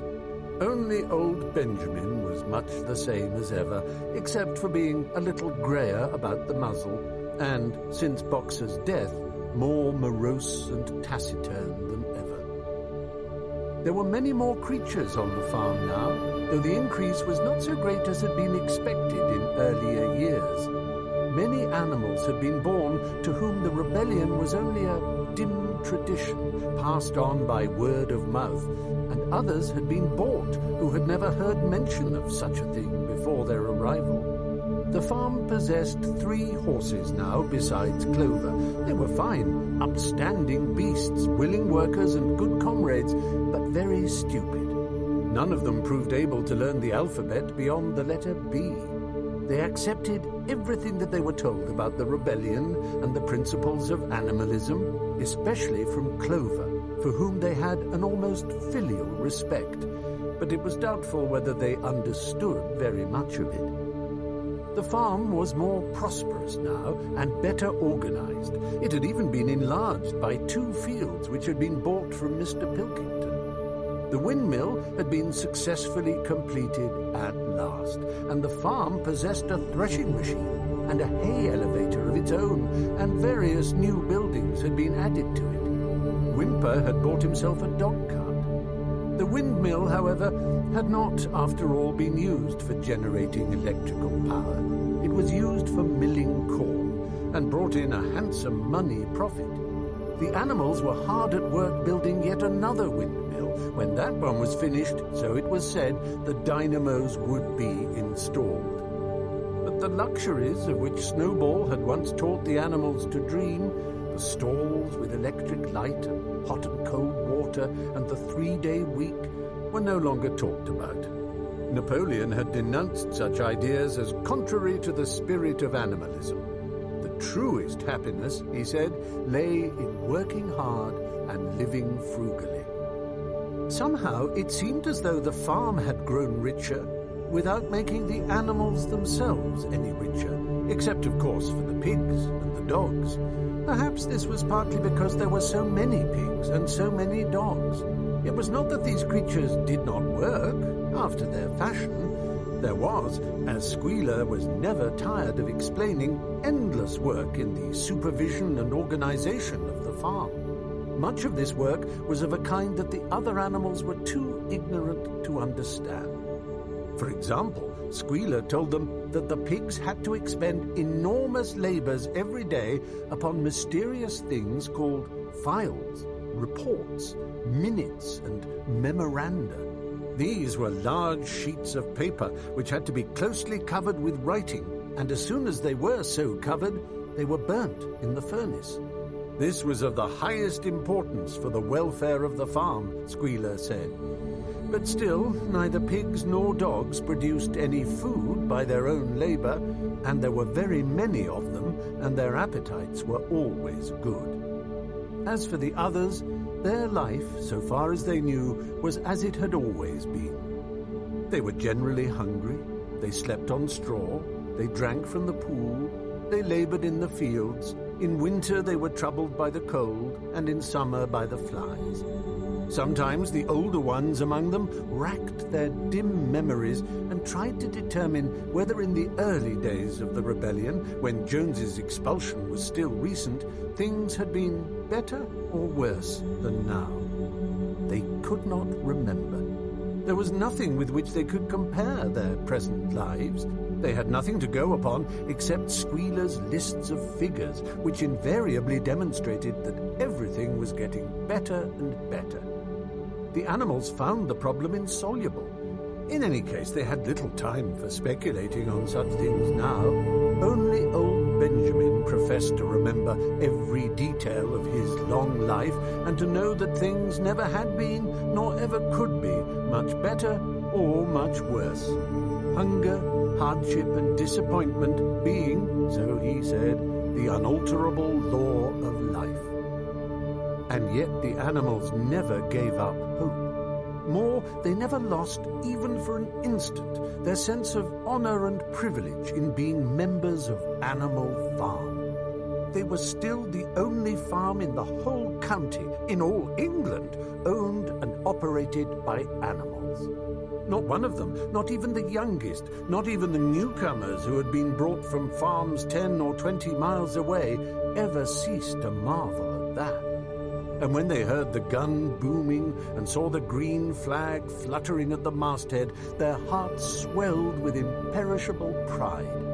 And the talk turned always towards the old heroic days, the expulsion of Jones, the writing of the 7 Commandments, the great battles in which the human invaders had been defeated. None of the old dreams had been abandoned. The Republic of the Animals, which Major had foretold, when the green fields of England should be untrodden by human feet, was still believed in. Someday it was coming. It might not be soon. It might not be within the lifetime of any animal now living, but still it was coming. Even the tune of Beasts of England was perhaps hummed secretly here and there. At any rate, it was a fact that every animal on the farm knew it, though none would have dared to sing it aloud. It might be that their lives were hard, and that not all of their hopes had been fulfilled, but they were conscious that they were not as other animals. If they went hungry, it was not from feeding tyrannical human beings. If they worked hard, at least they worked for themselves. No creature among them went upon 2 legs. No creature called any other creature master. All animals were equal. One day in early summer, Squealer ordered the sheep to follow him and led them out to a piece of waste ground at the other end of the farm, which had become overgrown with birch saplings. The sheep spent the whole day there, browsing at the leaves under Squealer's supervision. In the evening, he returned to the farmhouse himself, but as it was warm weather, told the sheep to stay where they were. It ended by their remaining there for a whole week, during which time the other animals saw nothing of them. Squealer was with them for the greater part of every day. He was, he said, teaching them to sing a new song for which privacy was needed. It was just after the sheep had returned, on a pleasant evening when the animals had finished work and were making their way back to the farm buildings, that the terrified neighing of a horse sounded from the yard. Startled, the animals stopped in their tracks. It was Clover's voice. She neighed again, and all the animals broke into a gallop and rushed into the yard. Then they saw what Clover had seen. It was a pig walking on his hind legs. Yes, it was Squealer, a little awkwardly, as though not quite used to supporting his considerable bulk in that position, but with perfect balance, he was strolling across the yard. And a moment later, out from the door of the farmhouse came a long file of pigs, all walking on their hind legs. Some did it better than others. One or two were even a trifle unsteady and looked as though they would have liked the support of a stick. But every one of them made his way right round the yard successfully. And finally there was a tremendous baying of dogs and a shrill crowing from the black cockerel, and out came Napoleon himself, majestically upright, casting haughty glances from side to side, and with his dogs gambolling round him. He carried a whip in his trotter. There was a deadly silence. Amazed, terrified, huddling together, the animals watched the long line of pigs march slowly round the yard. It was as though the world had turned upside down. Then there came a moment when the first shock had worn off, and when, in spite of everything, in spite of their terror of the dogs and of the habit, developed through long years of never complaining, never criticizing, no matter what happened, they might have uttered some word of protest. But just at that moment, as though at a signal, all the sheep burst out into a tremendous bleating of, "4 legs good, 2 legs better, 4 legs good, 2 legs better, 4 legs good, 2 legs better." It went on for 5 minutes without stopping. And by the time the sheep had quieted down, the chance to utter any protest had passed, for the pigs had marched back into the farmhouse. Benjamin felt a nose nuzzling at his shoulder. He looked round. It was Clover. Her old eyes looked dimmer than ever. Without saying anything, she tugged gently at his mane and led him round to the end of the big barn where the 7 commandments were written. For a minute or two, they stood gazing at the tarred wall with its white lettering. "My sight is failing," she said, finally. "Even when I was young, I could not have read what was written there. But it appears to me that wall looks different. Are the 7 commandments the same as they used to be, Benjamin?" For once, Benjamin consented to break his rule, and he read out to her what was written on the wall. There was nothing there now, except a single commandment. It ran, "All animals are equal, but some animals are more equal than others." After that, it did not seem strange when next day the pigs, who were supervising the work of the farm, all carried whips in their trotters. It did not seem strange to learn that the pigs had bought themselves a wireless set, were arranging to install a telephone, and had taken out subscriptions to John Bull, Titbits, and the Daily Mirror. It did not seem strange when Napoleon was seen strolling in the farmhouse garden with a pipe in his mouth. No, not even when the pigs took Mr. Jones's clothes out of the wardrobes and put them on. Napoleon himself appearing in a black coat, rat-catcher breeches, and leather leggings, while his favourite sow appeared in the watered silk dress which Mrs. Jones had been used to wearing on Sundays. A week later, in the afternoon, a number of dog carts drove up to the farm. A deputation of neighbouring farmers had been invited to make a tour of inspection. They were shown all over the farm and expressed great admiration for everything they saw, especially the windmill.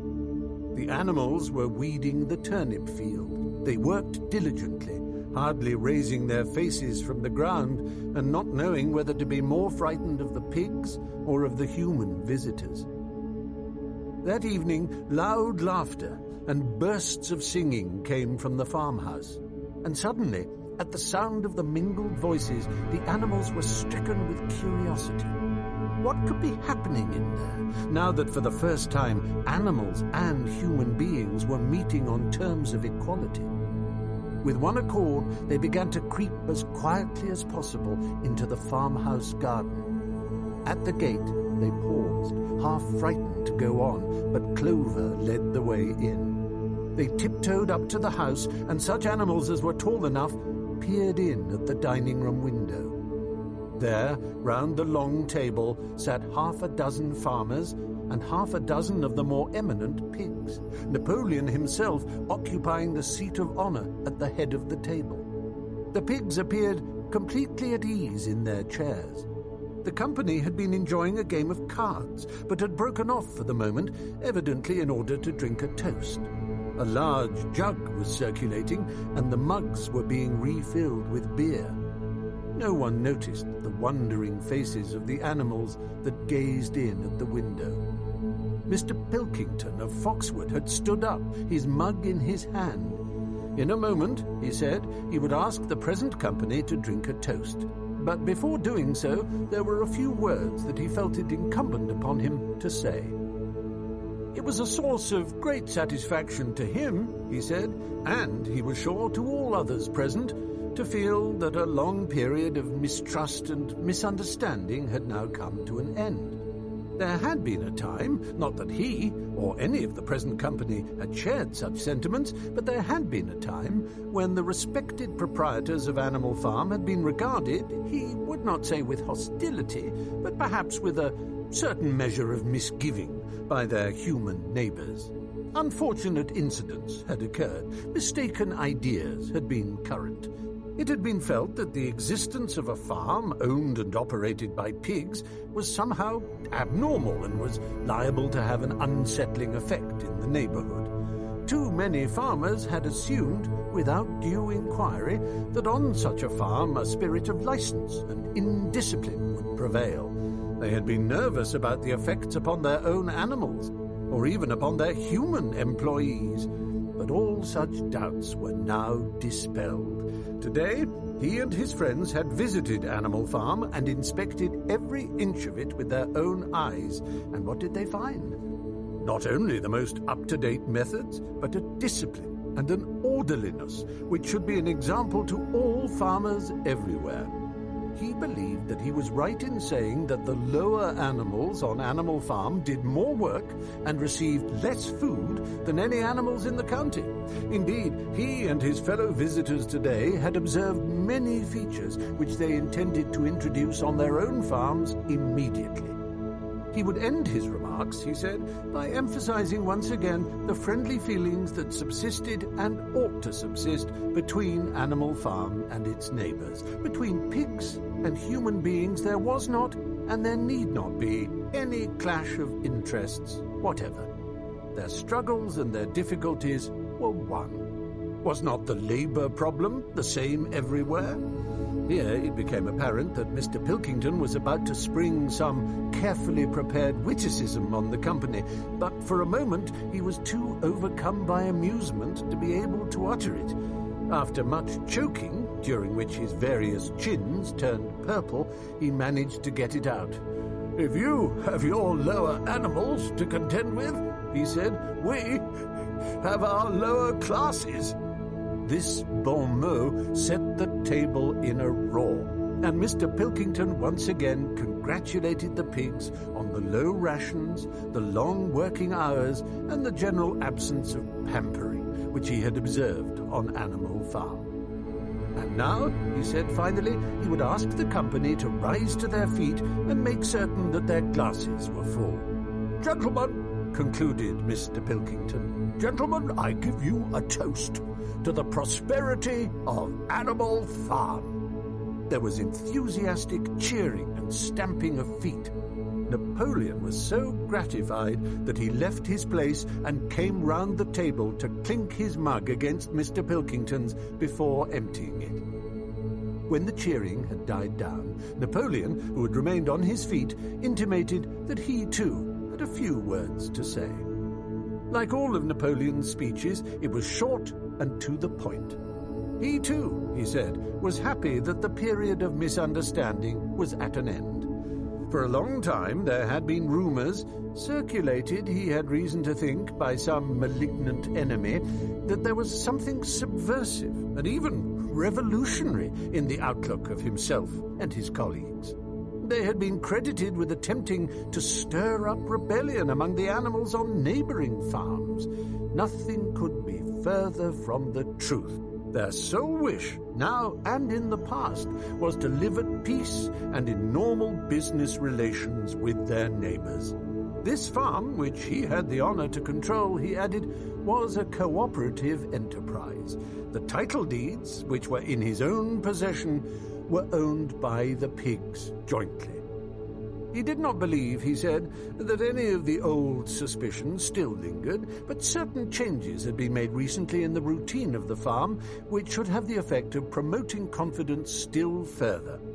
Hitherto, the animals on the farm had had a rather foolish custom of addressing one another as comrade. This was to be suppressed. There had also been a very strange custom, whose origin was unknown, of marching every Sunday morning past a boar's skull which was nailed to a post in the garden. This, too, would be suppressed, and the skull had already been buried. His visitors might have observed, too, the green flag which flew from the masthead. If so, they would perhaps have noted that the white hoof and horn with which it had previously been marked had now been removed. It would be a plain green flag from now onwards. He had only one criticism, he said, to make of Mr. Pilkington's excellent and neighbourly speech. Mr. Pilkington had referred throughout to Animal Farm. He could not, of course, know, for he, Napoleon, was only now for the first time announcing it, that the name Animal Farm had been abolished. Henceforth, the farm was to be known as the Manor Farm, which he believed was its correct and original name. Gentlemen, concluded Napoleon, I will give you the same toast as before, but in a different form. Fill your glasses to the brim. Gentlemen, here is my toast, to the prosperity of the Manor Farm. There was the same hearty cheering as before, and the mugs were emptied to the dregs. But as the animals outside gazed at the scene, it seemed to them that some strange thing was happening. What was it that had altered in the faces of the pigs? Clover's old, dim eyes flitted from one face to another. Some of them had 5 chins, some had 4, some had 3. But what was it that seemed to be melting and changing? Then, the applause having come to an end, the company took up their cards and continued the game that had been interrupted, and the animals crept silently away. But they had not gone 20 yards when they stopped short. An uproar of voices was coming from the farmhouse. They rushed back and looked through the window again. Yes, a violent quarrel was in progress. There were shoutings, bangings on the table, sharp, suspicious glances, furious denials. The source of the trouble appeared to be that Napoleon and Mr. Pilkington had each played an ace of spades simultaneously. 12 voices were shouting in anger, and they were all alike. No question now what had happened to the faces of the pigs. The creatures outside looked from pig to man, and from man to pig, and from pig to man again, but already it was impossible to say which was which.